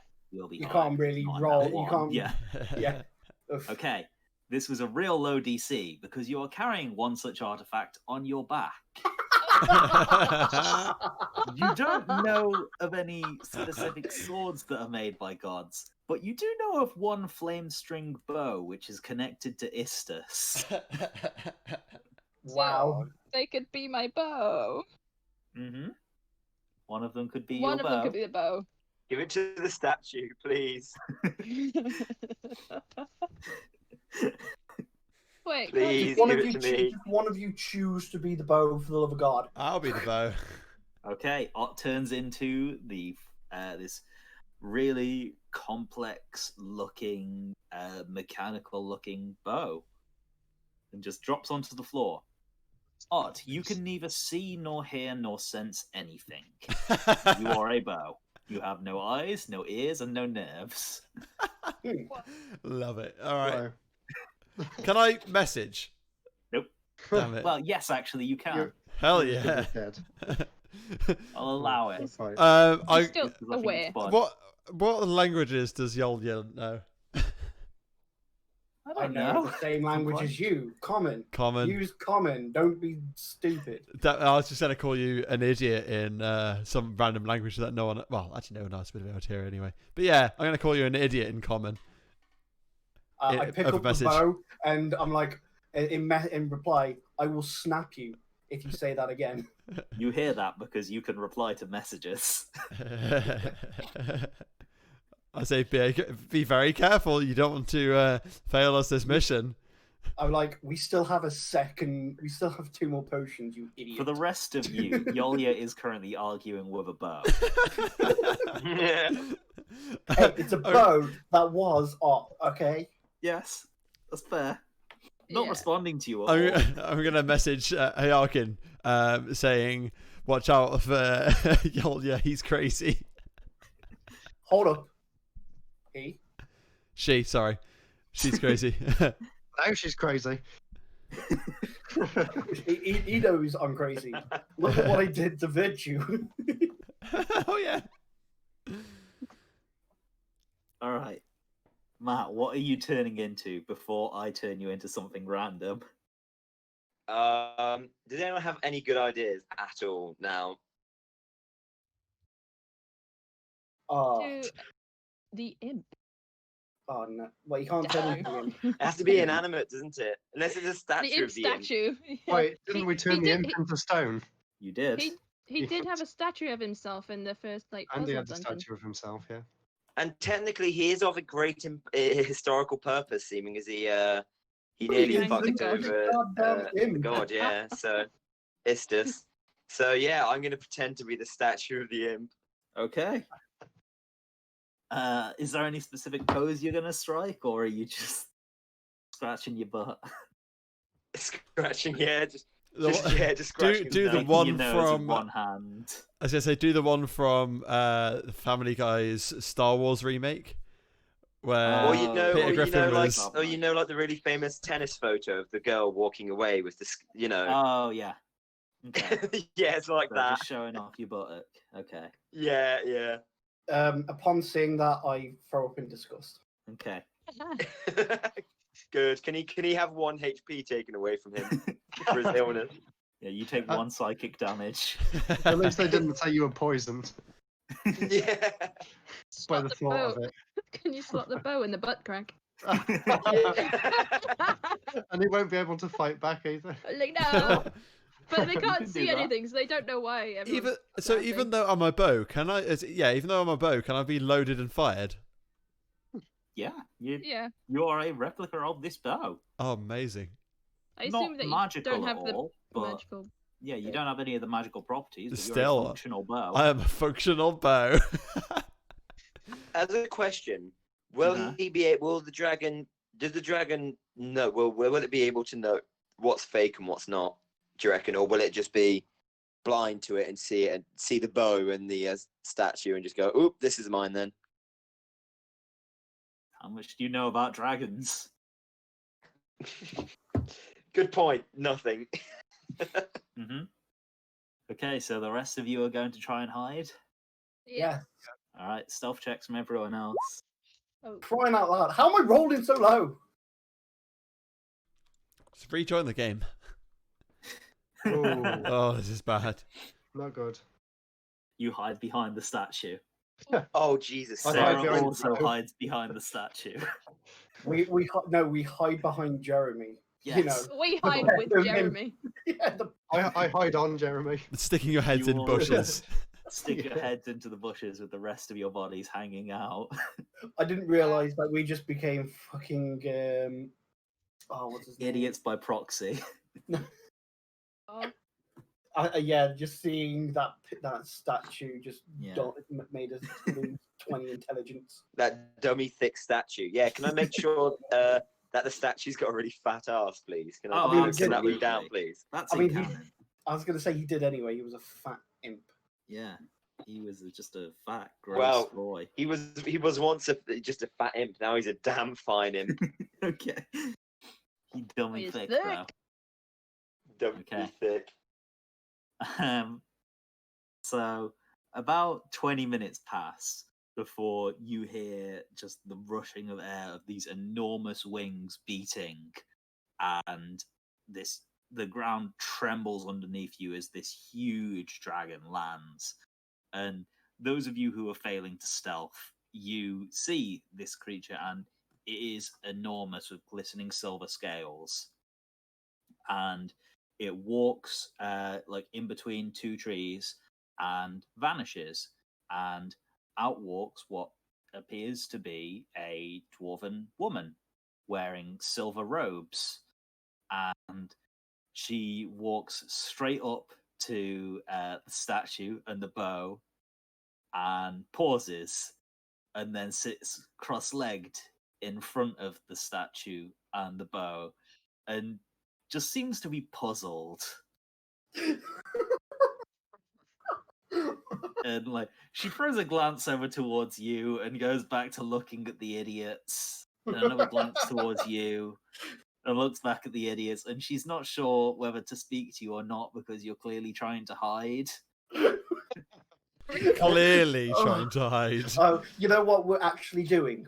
We're doing Chopper's hiding, where, Yes. where instead of doing it correctly, we're doing Your it the whole opposite. body is out. Yeah. I see her looking around, unsure of whether to speak to us, and I just look back at you guys and put my thumb up, like, yeah, we're doing a good job. She can't see us. You were stood behind the statue.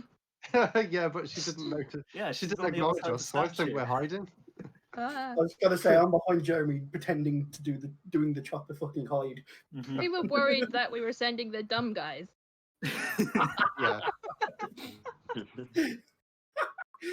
Oh God.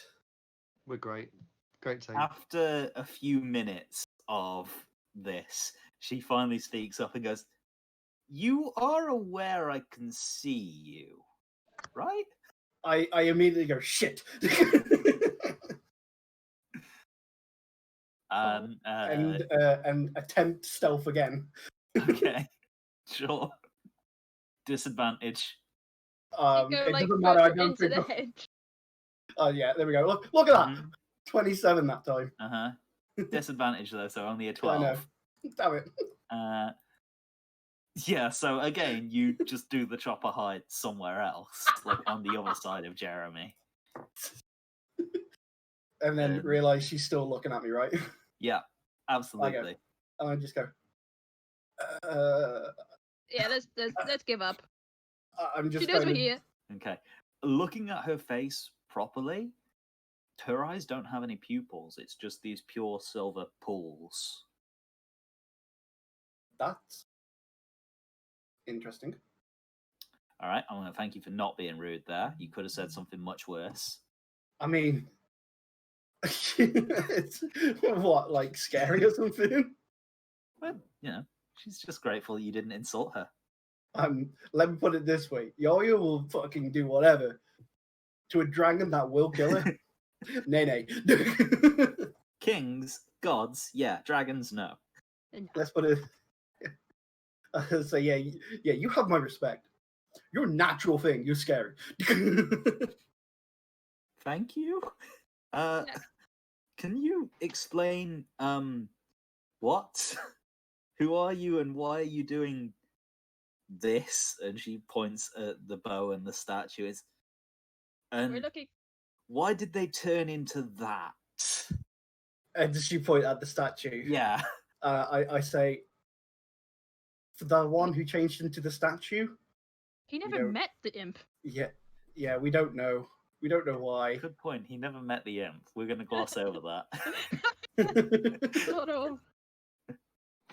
I literally like look at the statue with this like disgust, knowing what it is, and say, "Don't know, don't want to know.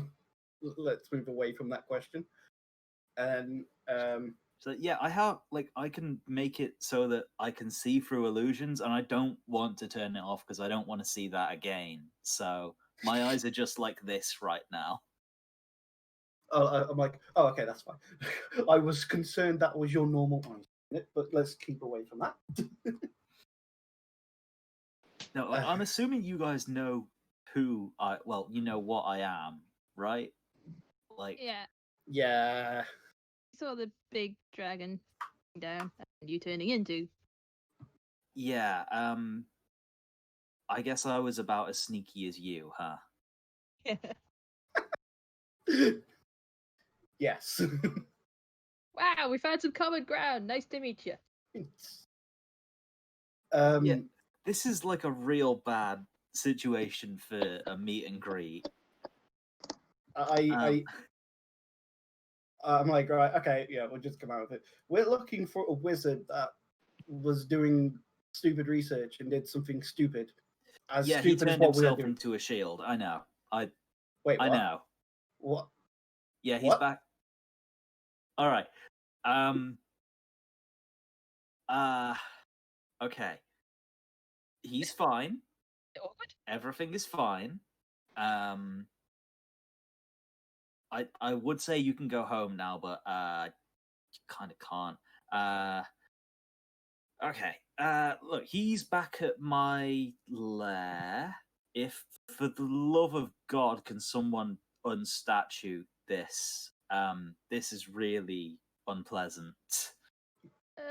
We don't know how. I was gonna say, yeah, we followed the instructions in a manual that wizard created for a potion. It didn't have anything about a change them back. So we just gotta know how else to contact you. Okay. She just sort of sits there, like cuts the conversation short, and just sits there for a couple of minutes, and then like fires out this silver like wave of magic that, as it spreads across these inanimate objects, reverts them back to their normal shape. And you are currently once again groping. Well, in fact, no, it wasn't you who groped someone earlier in the session, but you are currently groping Erlan. Oh. So, okay, so you came here looking for the wizard. Yes.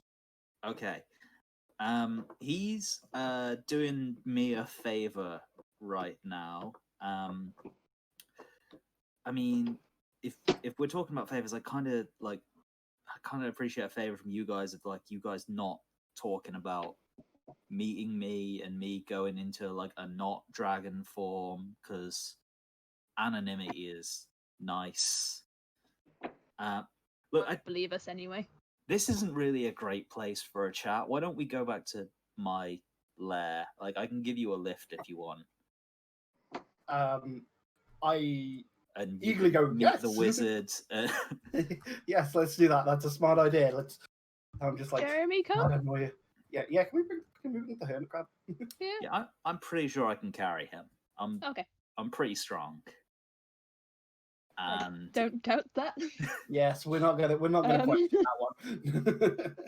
And with this, she stands up, and as she stands up, she rears up to her full height, and she's not a dwarf anymore as she continues to grow and become more and more draconic. It's kind of unpleasant to watch, but at the same time weirdly fascinating as she grows back into her true enormous dragon form.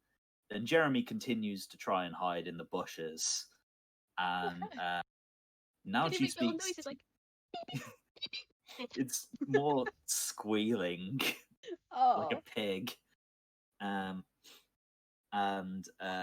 now she speaks like via telepathy rather than by moving her mouth. But she's like, okay, I guess hop on my back, and like she holds out one of her wings to make a ramp for you to climb off, and I'll carry the peppermint crab. I'm gonna say crab. Yeah, let's go with that. So yeah, I will. Okay. Which probably makes the hermit crab scream more. Yeah, absolutely. Jeremy is not comfortable with this flight, and he's having a bad day. If you all like hop aboard and like just find scales to grab onto, it's not a pleasant experience. I'm gonna comfort Jeremy on the flight. Okay, well, clinging for dear life on the back of a flying reptile is really not as cool as all the books made it seem. it's more extremely terrifying. And Risu, you're probably better than anyone else, given the fact that you can fly anyway. So even if you do slip off, you'll probably be fine. But for the rest of you, this is probably a very nerve-fraying experience, as in this almost total darkness, you are ferried across the land, and you're not entirely sure how far you actually go before you finally come to a rest in what appears to be this very unnatural valley. Like, there is just flat ground, and then in the middle of it is a valley, and you swoop down into it, and you are all placed down onto a ledge, including Jeremy. And in front of you stretches a wide entrance to a cave. And without saying anything, the Silver Guardian just walks ahead in, and very quickly you hear the enormous footsteps of a dragon vanish and be replaced by the significantly lighter footsteps of someone more human-sized. So yeah, I think just walk, go on in as well, just not dilly-dally around. Okay. Who among you has dark vision? I do. I might have a potion. I think I have dark vision. I don't think. Yes, because you're half elf, aren't you, Matt? Yeah, Yep. I've got it as well. I have a gem of brightness. Does that make things bright enough? Yeah, you can expend a charge to make it into a flashlight. Hang on, let me. Oh, I might have torches or something. I mean, if not, your moonlight weapons will shed some light, but it's only dim light out to about 10 feet. Yeah, I take it my 5 candles aren't gonna do much. Oh, I got a hooded lantern. Yeah, You do?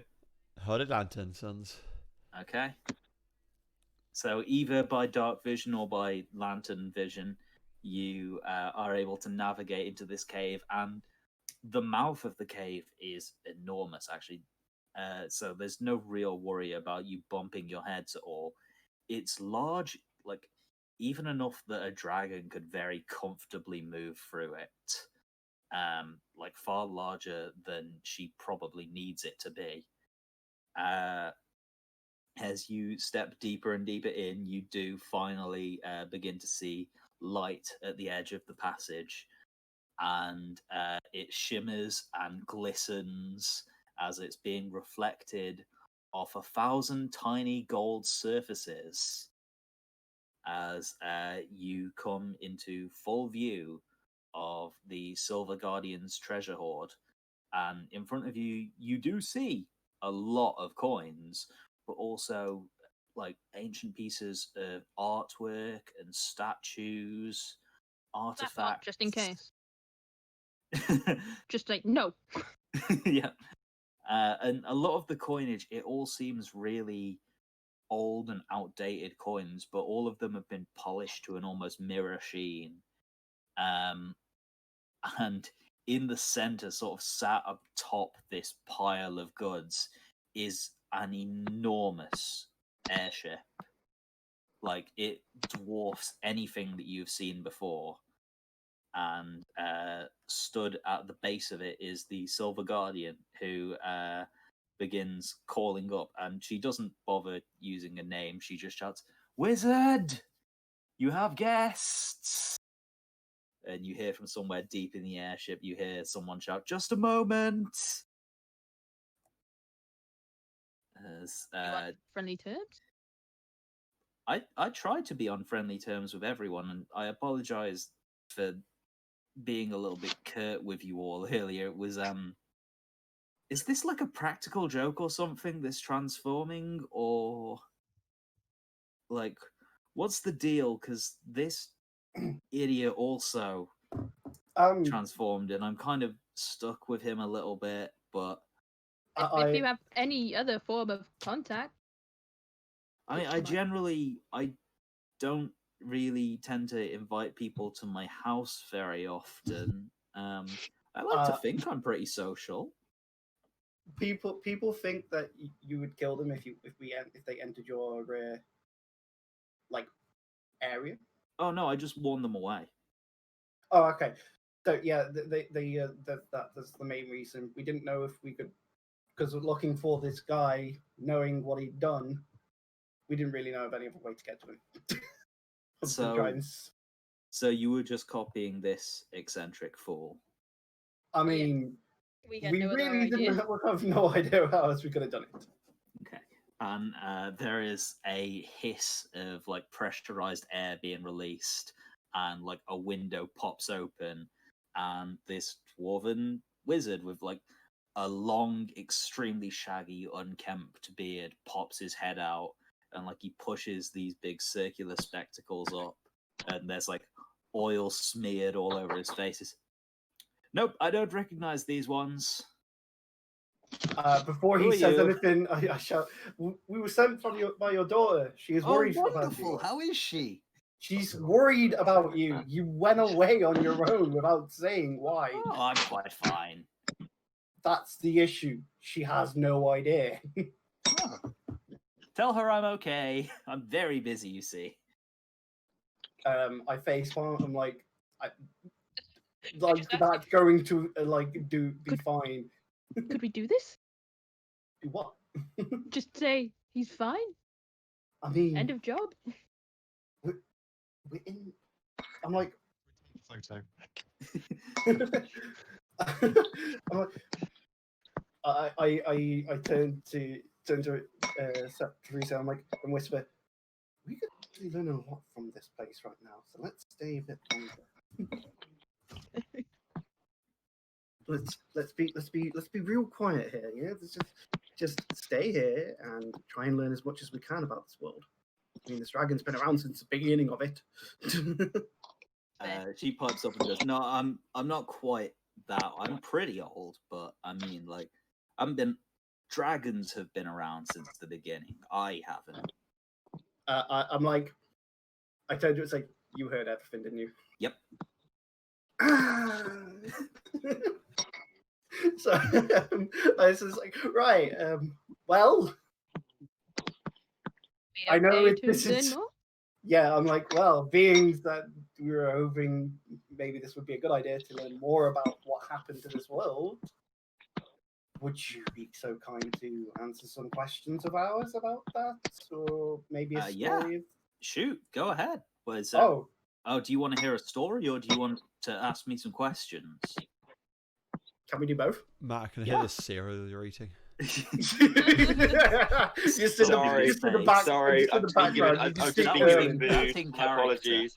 Just eating gruel. Yeah, pretty much. just in the background, all we could hear is everyone going. He's eating his provisions. Being a statue sure makes you hungry. He's picked up this ornamental bowl and poured cereal into it.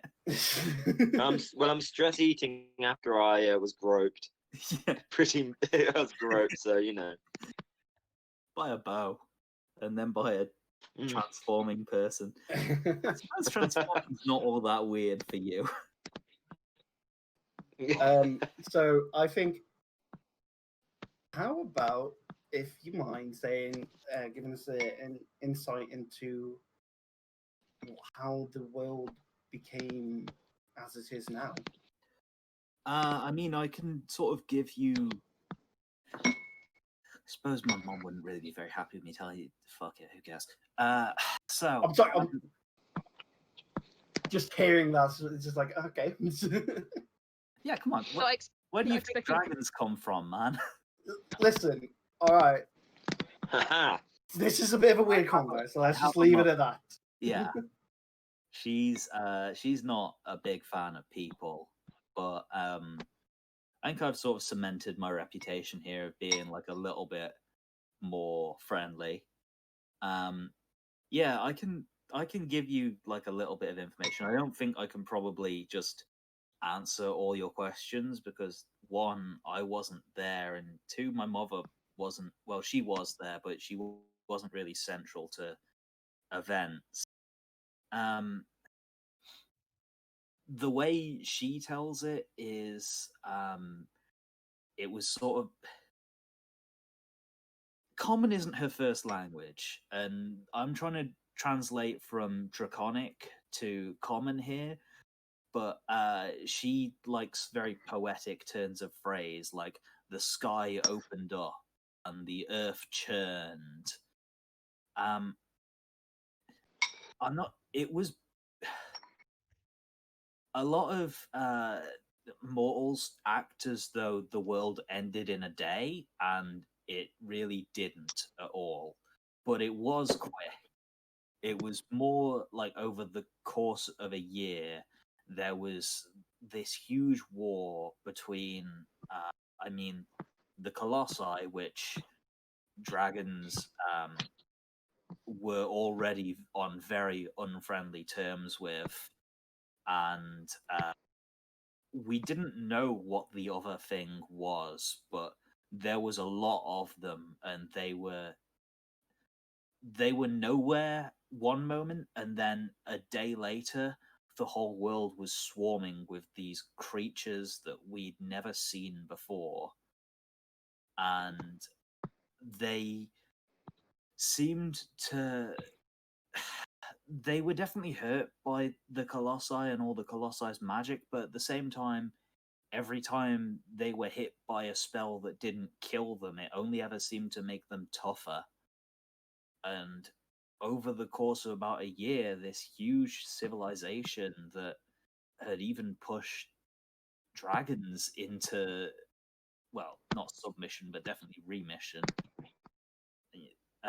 it just faded, and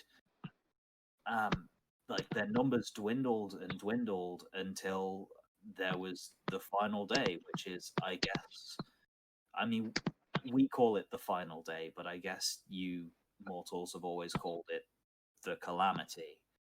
And that was the day your god died. And make no mistake, Mithras died. We saw her in the flesh, standing what must have been 1,000 feet tall, battling with something which was even huger. And my mother just said, well, she didn't really know what it was or what they were doing or what anything was at all, but she seemed to expend all of her strength pushing this thing back, and then she collapsed and faded. And then the world got another 10 ways of hella screwed up for like 100 years, and I was kind of born during that time. Oh. And then, the rest is very much recorded history. Mithra was reincarnated as Mithras, and she began to bring order back to the world. The races, as you know them, began to exist in their situations with the skies and the land and the cloud barrier above us. The dwarves came from underground during my younger years because the ground was simply too dangerous to be under anymore. There was constant churning and cave-ins, and I watched them found the city of Bulwark and all of the other fortresses in the craters that these rising islands had left behind.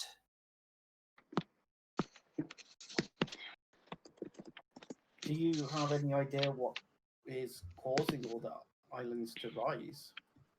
I'm a big history buff, and I've got no small amount of magic because I like to do a lot of studying.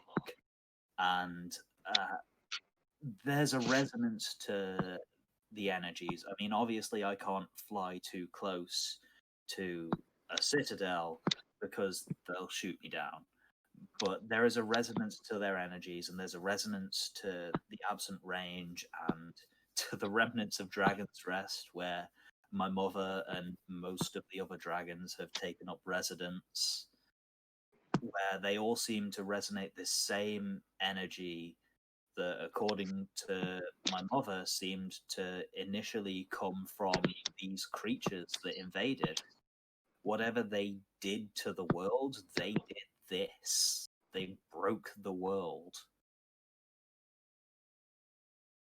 And I mean, I say broke, but people still live here.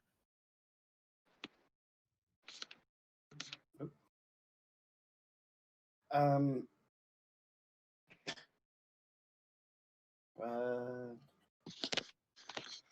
one got anything else I can say? Well, I think. I wonder if there's a safe way to get to Dragon's Rest. Yeah, don't.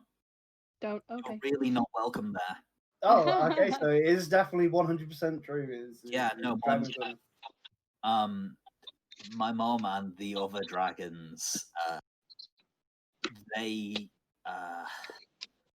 Colossi kind of had this mindset of, hey, we own the world, and a lot of the other dragons tend to see a similar mindset appearing in, like, your races, and they just have grown to not really like the idea that anyone would call themselves masters of this world, especially when we were here first. So they don't like it when other people show up on their doorsteps. Oh. Okay. Well, I'm from this world. You are. You're also very young. Good point. I was gonna say, it's like you're saying it's like, I'm from this world to people who have been here for thousands of years. Dragons were here before the gods were here. At least the way dragons tell it we were in our legends. Wow.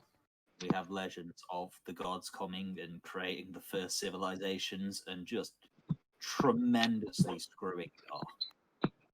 And we have memories of the war that caused and how for so long the gods just hid and didn't do anything. And we have stories about the first of the modern civilizations, and that was the dwarves. So, did the gods? I can speak Dwarfish. That's wonderful. I'm just throwing out ideas, guys. It's not like we're not just sitting here in just abject silence. No, you're instead stuffing your face with cereal. Yeah. It was pasta, thank you very much. Okay. And anyway, we're not just sat here in abstract silence. I am asking questions to an extent. Just sitting here in all shock. Did the Colossi, were they created by the gods? You said you were here the first, so that must mean the Colossi came second. Yeah. Well, they came a long time after. The Colossi evolved from giants. They're relatives of giants, or they were, I guess. They don't exist anymore. They weren't so much created by anyone as the giants weren't created by the gods. They were created by the Titans, the first civilization. And then the gods were like, oh, no, you don't. That's our deal. Oh, this is confusing. So it's a long history, and none of it is particularly relevant, I guess. But no, that's a good point. It's just curious. Stop asking questions. I'll tell you if you want. Look, I'm a big history nerd, but I get that not many people are. I spend an enormous amount of time in disguise in libraries and talking to other dragons. And wasn't Virtue a massive history nerd as well? Never heard of him. No, I'm just asking you, Logan. Yes, wasn't he Virtue? was a historian. I turn around and say, wow, Virtue would have really liked you. I'm sure I would have gotten along fine with them as well. Well, he's a huge history nerd as well. So good. You know I speak Dwarfish. That's wonderful. I turn around to Erlen and just say, "Shut up! You're not helping."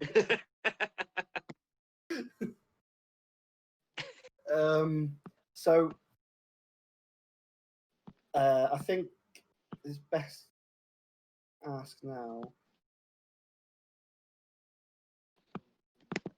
So we know more about how the calamity occurred thanks to it actually being. It started as a war between the dragons and the colossi. Is that what they were saying? No, the dragons weren't really involved with it at all. Oh. It was this other invading force which just seemed to appear out of nowhere, and they just all of a sudden were all over the world. Do we know what happened to them? Like, do we know if any survived?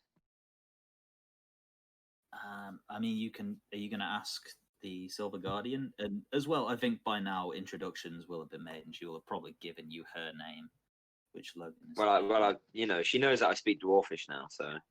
Her name is Francisca. Her name is what, sorry? Okay. Francisca, okay. Well, her common name is Francisca. And but if you ask what happened to them, she says, well, they pretty much disappeared when whatever it was that Mithra fought in the sky got pushed back, like pushed through the sky, I guess. I don't know, I wasn't there, but the way my mother tells it is she pushed it through the sky, and then after a while, we're fine. There we go. For the century afterwards, during the time I was born, apparently some of these things were found, but like by then they were kind of the enemy of everything, and everything that was still set up, like a lot of your mortal races were kind of getting their bearings back and just being free of their shackles, I guess, and just trying to survive in a really hostile world. But dragons, for example, kind of flourished in this new environment, and we hunted down a lot of those creatures afterwards. Maybe some still exist, but it's been a couple of 1,000 years.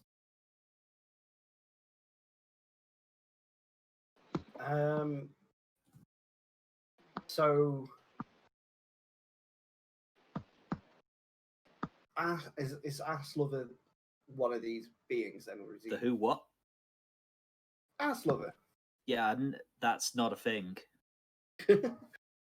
What's his name again? I know him only as Aslover now. Zernas. Zernas, that's it. Still not a name I've ever heard. Oh, okay. He's kind of like a being that's also now attempting to make its way into this world. I think he is the same race. Listen, he was this weird thing with thousands of eyes. It was creepy looking. You saw this creature? We fought him. Well, we haven't fought him directly. You've seen depictions of him, and you fought his cult up until now. Yes, because his cult are weird, and they have like a third extra eye, and then if things go south for them, he turns them into weird eye monsters that just kind of rampage, and they're really fucking freaky. Okay, I've never seen any of like the creatures themselves. They were pretty much hunted down while I was still kind of too young to be doing any of that.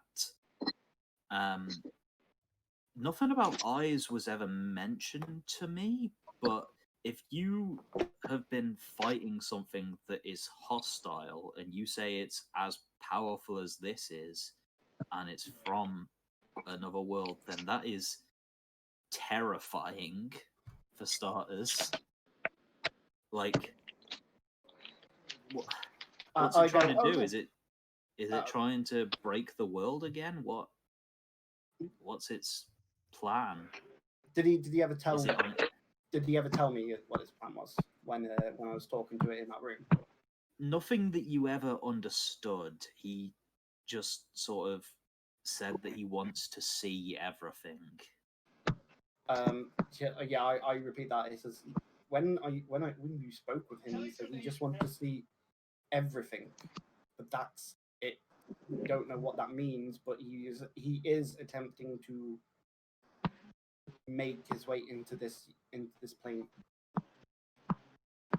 She's had this sort of aura of levity up until now, speaking about like long past dangers. Now she seems much more grave. And she says, I'm not sure what I could tell you about this creature. I don't really know anything about the sort.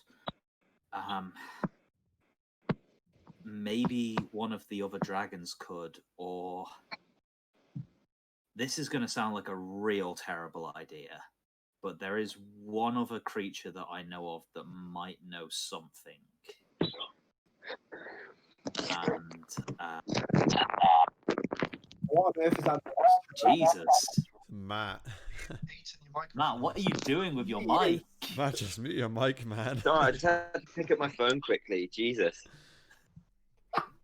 And what? Put it in your mouth? Yeah. Suck on pasta. So is it the big squid thing at the bottom of the map, by any chance? I think that's just a big My squid map's thing too there. zoomed in. I didn't even see that. Okay. I think that's just a thing on the map. Don't worry about it. Maybe. I don't know. Right, Dragon's just a thing on the map. She says... Where's the butt mountain? She says, well, I guess you could call it a big squid thing. The mortals of your world, like the people of Bulwark, are the only people who really have anything to do with it, but they call it the Deep Terror. I go, oh yeah, that was the thing we were going to get granted by the king of Bulwark. Oh, that's a bad plan. What? Oh no, that thing is evil and scary. Like, He sounds friendly. I mean, well, with a name like that, I wasn't surprised.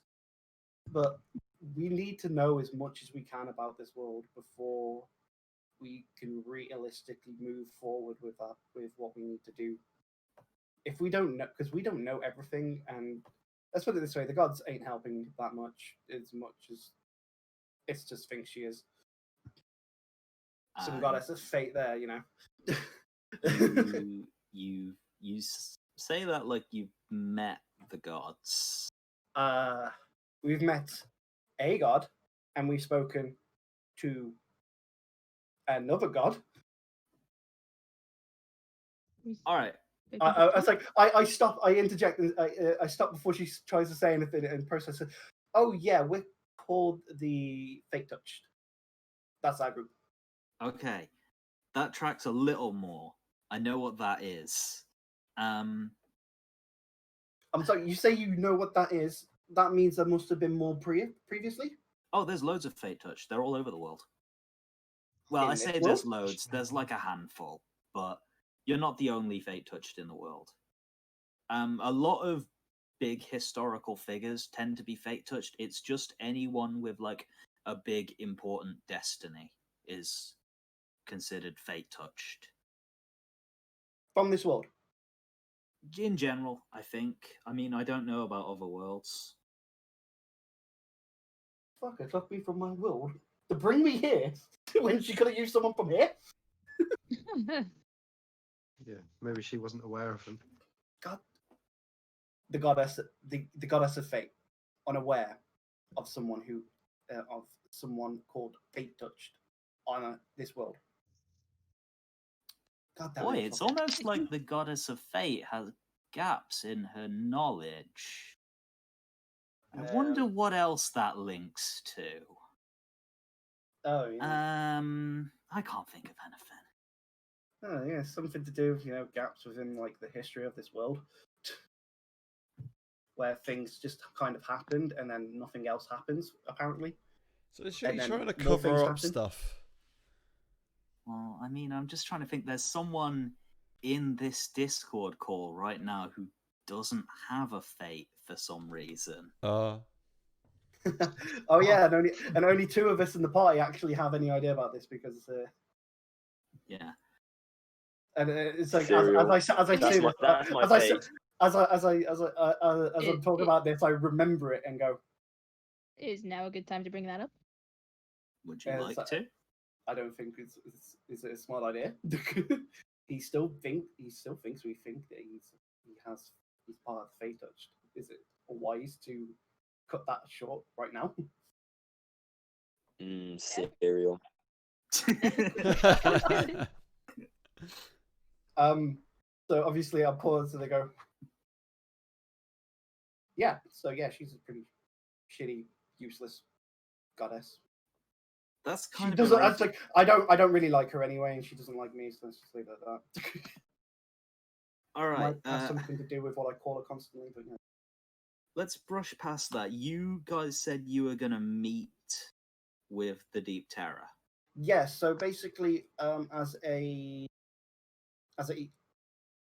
quote unquote quest from the King of Bulwer, for finding a mage friend as for his daughter. He's already ducked back inside and is back at work of whatever he's doing in that ship. We'll come back to that later then. He was going to arrange us to meet the Deep Terror to try and discover more about the history of this world so we can work out what we really need to do and how to fix, everything. Okay.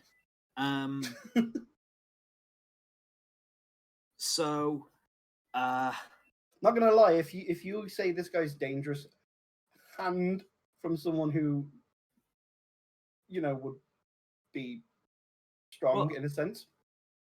I'm just like, do you guys have any sort of plan here? Or are you just going to go up and start asking questions? Because you kind of looked out with me here. I'm not going to lie. That's kind of what we do. It's got us this far. I was going to say, we got told, listen, when we came into this world, we got told to find a certain historian by Issus. We found him. No. Oh, not me. Okay. No, it's Virtue. The one we're talking about. Oh, the guy you mentioned before, yeah. Yeah, the guy who would love to speak to you about history, and we'd probably be here all for the rest of eternity, probably talking about it. So let's not. About that. Anyway. So I'm guessing you found him. Yeah, we found him. We then went to Duskwatch and did some things, and then some more things. Mm-hmm. And now we're here, and we have no idea because this just won't tell us.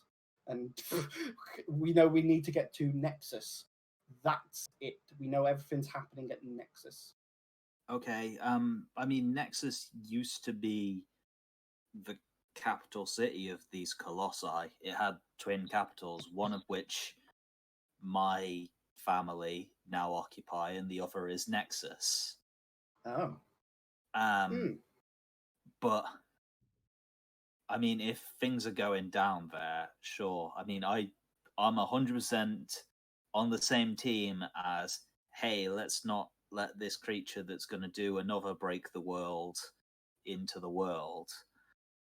I'm more concerned with the immediate threat of you guys were just going to walk up to the Deep Terror and start asking it questions, which it's an intelligent being. If it knows things, it can converse. I've never personally spoken to it because it's evil, just literally evil, and it eats people, which I'm not a big fan of.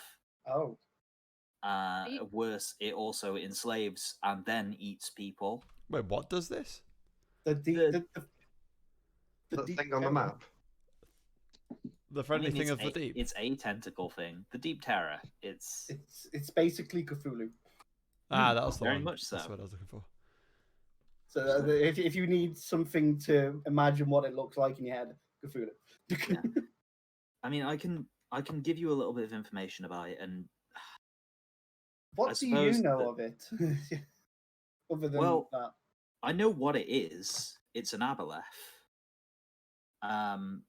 Aboleths are one of the things which has been on this world almost as long as dragons, but they, unlike dragons, where we have this tradition of passing down our history, they quite literally share memories across their entire race.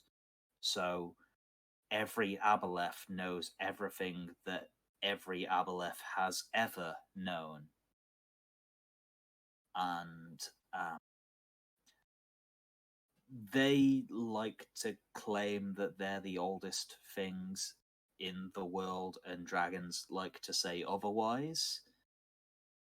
And even for a history nerd like me, that's so ancient that it's kind of up in the air.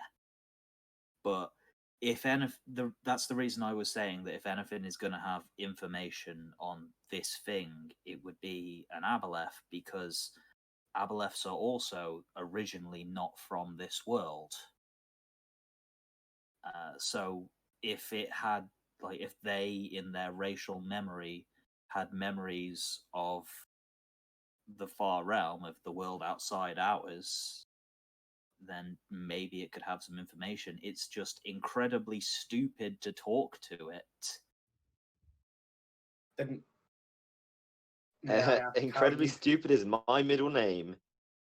I was going to say, it's like, we were incredibly stupid to follow a guide from some eccentric wizard into creating a potion that turns people into inanimate object to try to find out what happened to him, only knowing that he has gone to try and get into your lair.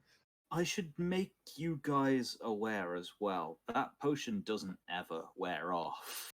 Like, you would have been, if I hadn't unmagicked you, and like if no one had ever dispelled the magic on you, you would have been objects forever. Yeah. Wow. So I quickly go and find the other two and say, "Hey, have them. We don't want these." Cheers, I'll take them. Not you. Damn. Yeah, she'll take them off your hands. Yeah, we don't want something that'll quite literally turn someone into a fucking item. I want my money back. Eternity. Either the potions or money. Hey, I paid extra for those. It's true, you did.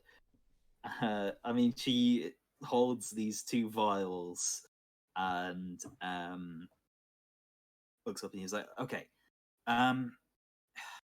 if you guys are really dead set on meeting the Deep Terror and on getting Calsus back to his family, then maybe we can work out a deal. And the thing is, I've asked Calsus to help me with restoring this, and she points up at this enormous ship that you've been talking in the shadow of. And she says, this is a Elven Ark ship from one of the citadels. It dates back all the way to the Troubled Times, and you know, the century when I was born, after the world ended. And it crash landed down here on the surface, and I found it a few years ago and moved it back here. But it's broken, and even if it was fixed, it wouldn't fly down here on the surface anyway. But I like historical things, and I like to hoard them. It's kind of a dragon thing. So I asked Calsus to help me restore it. If you could help him, he's more than welcome to go back to his family, as long as he doesn't tell anyone about, you know, me turning into a not dragon and going and visiting, because again, I cannot state this enough, anonymity is real nice when there's literally statues of you everywhere. That makes sense. Like, I'm gonna cut the same deal with you guys. Don't tell anyone about me. I swear to God. Yeah, no, I'm not stupid enough to lie to a dragon to say, like, oh yeah, no, I won't do that, and then go and fucking do exactly that. Okay. Listen, I'm stupid enough to go speak to some goddamn evil thing that will probably that has a high chance of eating me. I mean, I'm doing that right now. It's a dragon. She doesn't like eating, but there's still obviously that chance. Well, I mean, the ship is mostly restored. All it's really missing is a power source. So if you could get your hands on a pre-calamity power source, then, I mean, I wouldn't need Calcis anymore. But that kind of doesn't fix the issue of you going to speak to the Deep Terror, which, I mean, I was going to say, if you help me out with this, then I'll owe you a favor. So if you want, I could go and make sure that the Deep Terror doesn't eat you, because I don't really know who'd win in a fight between us, but I don't think he knows either, and I think he's smart enough not to try. That's fair. I appreciate the help. Yes, I was just about to say that. If it came down to a fight between you and that thing, I'd help you beat it. Great. I don't know how I'd do it, but I'd do it. I mean, like, on condition that, like, you guys do not tell anyone about me, obviously. Yes, that's fine. Or polymorphing into a dwarf thing. I point out, can I tell Virtue about you? You knew that the... I don't know who Virtue is, but I'd prefer the anonymity thing. I mean, you knew that the bow was an illusion, so why did you still come? Well, I mean, you guys were hanging out on my doorstep, and like you'd done the same thing that dumbass had done, and if I hadn't, you would have just been a statue and a bow forever, I guess.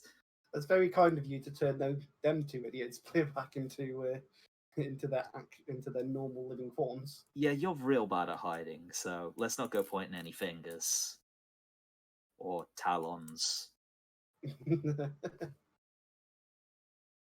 Listen, I mean, you guys were attacked on your way in. I saw that, and I've been like absent and doing stuff with this ship for a little while, so I've been kind of slacking on my whole guardian duties.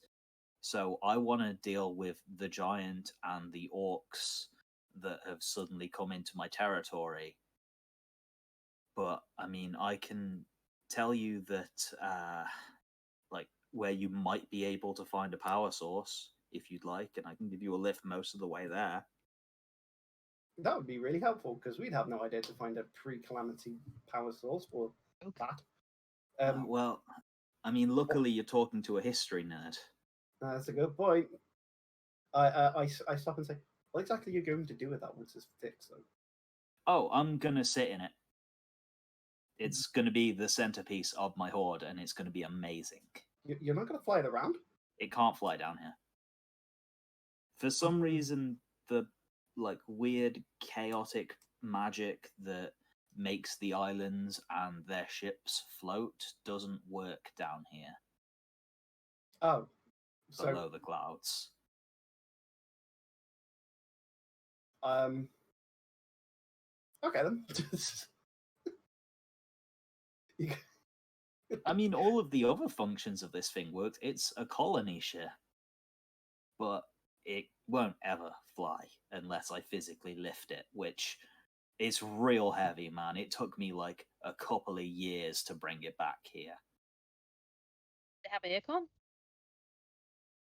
No, I just carried it. Actually, it does. Wow. Oh, damn. Wait, so when the world, or if and when the world is returned back to its kind of previous state, will like the clouds on the grounds clear and the kind of floating cities return to the ground, and him be able to fly the weird ship thing? I mean, do you have any way of unbreaking the world?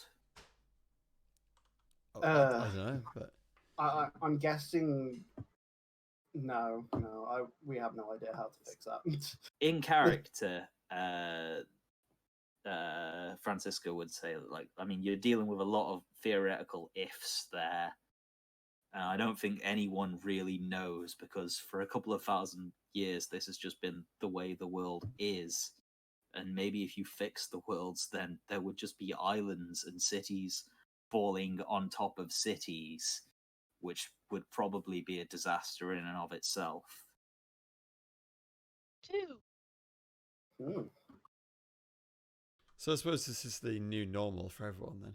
It's just it has been for a couple of thousand years, yeah. So if it went back, everyone would be like, "Whoa, what the fuck? This is different. I don't like it." Yeah. There's very few things alive now that remember what it was like before this. I mean, like, there's records of what it was like before this, and there's ruins which are from before this, but most people just know this. The land would prosper without the clouds. It would certainly be a lot easier to farm things down here, and I mean, there'd be a lot less darkness and nasty portals to dimensions full of undead and shadow monsters. Oh, that's the thing. Why the hell is that happening? So I'm pretty sure that was part of the calamity. My understanding, and I'm not really a huge scholar of magic, I know how to cast spells and I know history, but my understanding is that, like, when something tried to push its way into this world from outside, it kind of broke that boundary a little bit. I see. So It really did do a number on this world then, didn't it? Oh yeah. I'm very sorry. I apologize, guys, for interrupting this incredibly deep lore talk about the universe. But I'm gonna have to go. Okay. Sorry, guys. I mean, we were only going to play until... You ruined our history lesson. Yeah, I was having fun. I didn't plan on going into the big history talk here, guys. You started asking questions. You know what? I actually enjoy all this backstory. Okay. Yeah.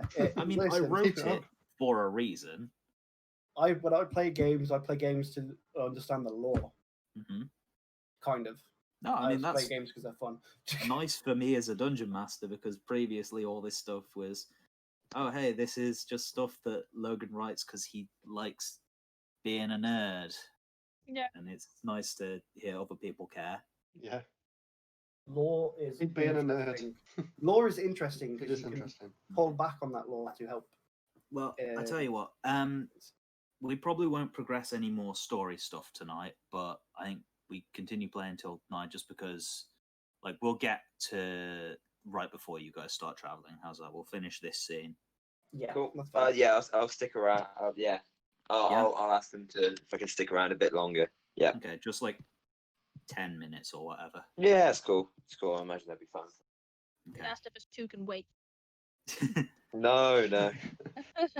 God, please don't send me back there. Please, I can't take it anymore. But yeah, Francisca will tell you that a few days' travel outside of her territory is what was once a city that bordered on the Underdark, which was this huge subterranean like labyrinth that stretched underneath the entire continent. There was a Colossus city called Vitara, but during the calamity, when the dwarves were forced up onto the surface, most underground things became unlivable and just started caving in, including Vitara. But some of it should still be accessible if very flooded. And she can give you directions to Vitara, and if you are able to explore that place, and it is an ancient place made by a very magical civilization which has not really been explored by anyone in a couple of thousand years, so there will probably be some things worth taking there, and as well, hopefully, a power source. Yes. If you could salvage one of them and bring it back here, then Francisco would be more than happy to help with negotiations with the Deep Terror. Yeah, that one's going to be an interesting one. Listen, we knew its name. It was called the Deep Terror. I generally just thought it was just a name. It's deep and it's terrorish, terrifying. Terry. I'm It's going to call him Terry. Terry. His name is Terry. Don't call him that to his face. He'll eat you. He'll enslave your mind. Oh. Is that Now you've made me is that want part to of the story now? Logan. He's called Terry. Yeah. Nope. No, but now Terry now the that's headcanon for Yolia. So Okay. Terry. Terry Crews. Okay. Yeah, he's that's headcanon now. This Deep Terror thing is called Terry. Terry Crews. So we've got ass lover, imp fucker, whatever the king whatever I called the king again. I can't remember now. King Bollock. Bollocks. That was it. King Bollocks. Yeah. And now Terry. So I'll write this down somewhere. I With think the actual name, so I remember. for God's sake. Without further ado, I guess you're all free to rest in Francisca's lair, and then she will give you all a lift to the edge of her territory, which is, if I can actually move, yeah. Come on, do you want me to move it? Where are you trying to place it? Just here, in that one. And your destination will be 3 days to the east on the border of this river. And I suppose next session we will begin with my new attempt at trying to make open world travel a little bit more interesting. Yay! I mean, that's what your next, your new travel system's about, isn't it? Yeah. We'll see how well it works. In the meantime, while we do our rest, I question about all sorts of different things. And can I write this down? I want to give it for Virtue. He is my boy. He needs to have. Yeah, I mean, she's 100% okay with you like recording any of this history that she's telling you. She just doesn't want like people to recognize her on the streets. That she doesn't mind people knowing that you spoke with the Silver Guardian. Because Virtue's, you're not going to be able to give him any evidence because you're not allowed to say that she's a dragon. So Virtue's just going to roll it up and throw it in the bin. Well, you can say, I met the Silver Guardian and she said this and this. You just can't say, oh, also, she turns into a dwarf sometimes and her name is Francisca and she looks like this. Look out for her. Sometimes you'll see her. I was going to say, I tell her about Virtue and say, if you ever want someone to talk to about history and stuff, this is him. I'm setting him up on a date. I mean, I've been to the Citadels before. They've got some really cool libraries up there, actually. I mean, I'm assuming he bunks with the dean. Wow, that sounds like a really huge deal. To dragons are real impressed. Listen, he was just some lowly little scribe, and I got him a bed with the dean. Not in bed with the dean, obviously. They're in that sort of relationship. Okay. No, they're not that. Wow. Yoli is a wingman. Woman, thank you. Wing woman, sorry. No, I'm trying to hook up two history nerds here. Mm-hmm. Stop it. Virtue would feel about hooking up with a dragon when eventually she'd have to reveal herself as a dragon if they ever got into that situation. No, they just have to do that. Okay. Oh, hey, I'm also a dragon is probably the best pickup line in history, for starters. Yeah. I'm not going to lie, for some furry. people, it definitely fucking would be. For those scalies. Aye. Dragon porn, always relevant. Okay, but I think that's probably a good enough place to leave the session anyway. You made it through your travel, you had a chat with a pretty ancient being, made a bargain, got a new quest and a new destination. Yeah. And I think that's good for this session then. GG, everybody. Awesome. GG. Thanks for GG. sticking around, Matt. No, sorry. That sounds. You make that sound like I'm more important. Christ. No, sorry. It's just I've got to get out of this room because obviously someone lives here. Yeah, that's fine. Don't worry about it. No, thank you all. It was nice chatting up. Chatting up. Chatting us Wow. up. Chatting up the dragon. There we Well, go, chatting up Nick, and you chatting know. up. Well, Nick, you know. I mean, Woo! I'm blushing. Retro break.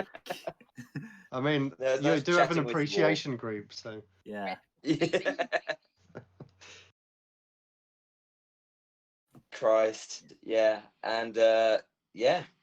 Thank you very much. Enjoy whatever you guys are going to do next. Yeah, I mean, I'm going to stay online. I know Rob wanted to do heists, didn't you? Yeah, I gotta make D&D first. No, I gotta make dinner first. Yeah, that's fine. Yeah. Tea and dinner. I'm gonna make some D and Tea and dinner. Dungeons I and will- That's what we've got to do. Dinner and Dragons. Dinner in dungeons? Ooh. I mean, I will grab a drink and then be back in like 5 minutes. Well, Yeah, that's fine. I'm gonna be like I'm back in a 40 minute. or so. Ready to Okay. do dinner as Bloody well. hell, I'm gonna have a shower then. Well, I need to wash my hair. Stinky Alex hasn't had a shower yet. I mean, I can smell it from shower- here, you stonker. I really hope that's not on stream What? by now, Rob. Sorry, I'll cut it now. Cheers, Okay. bye.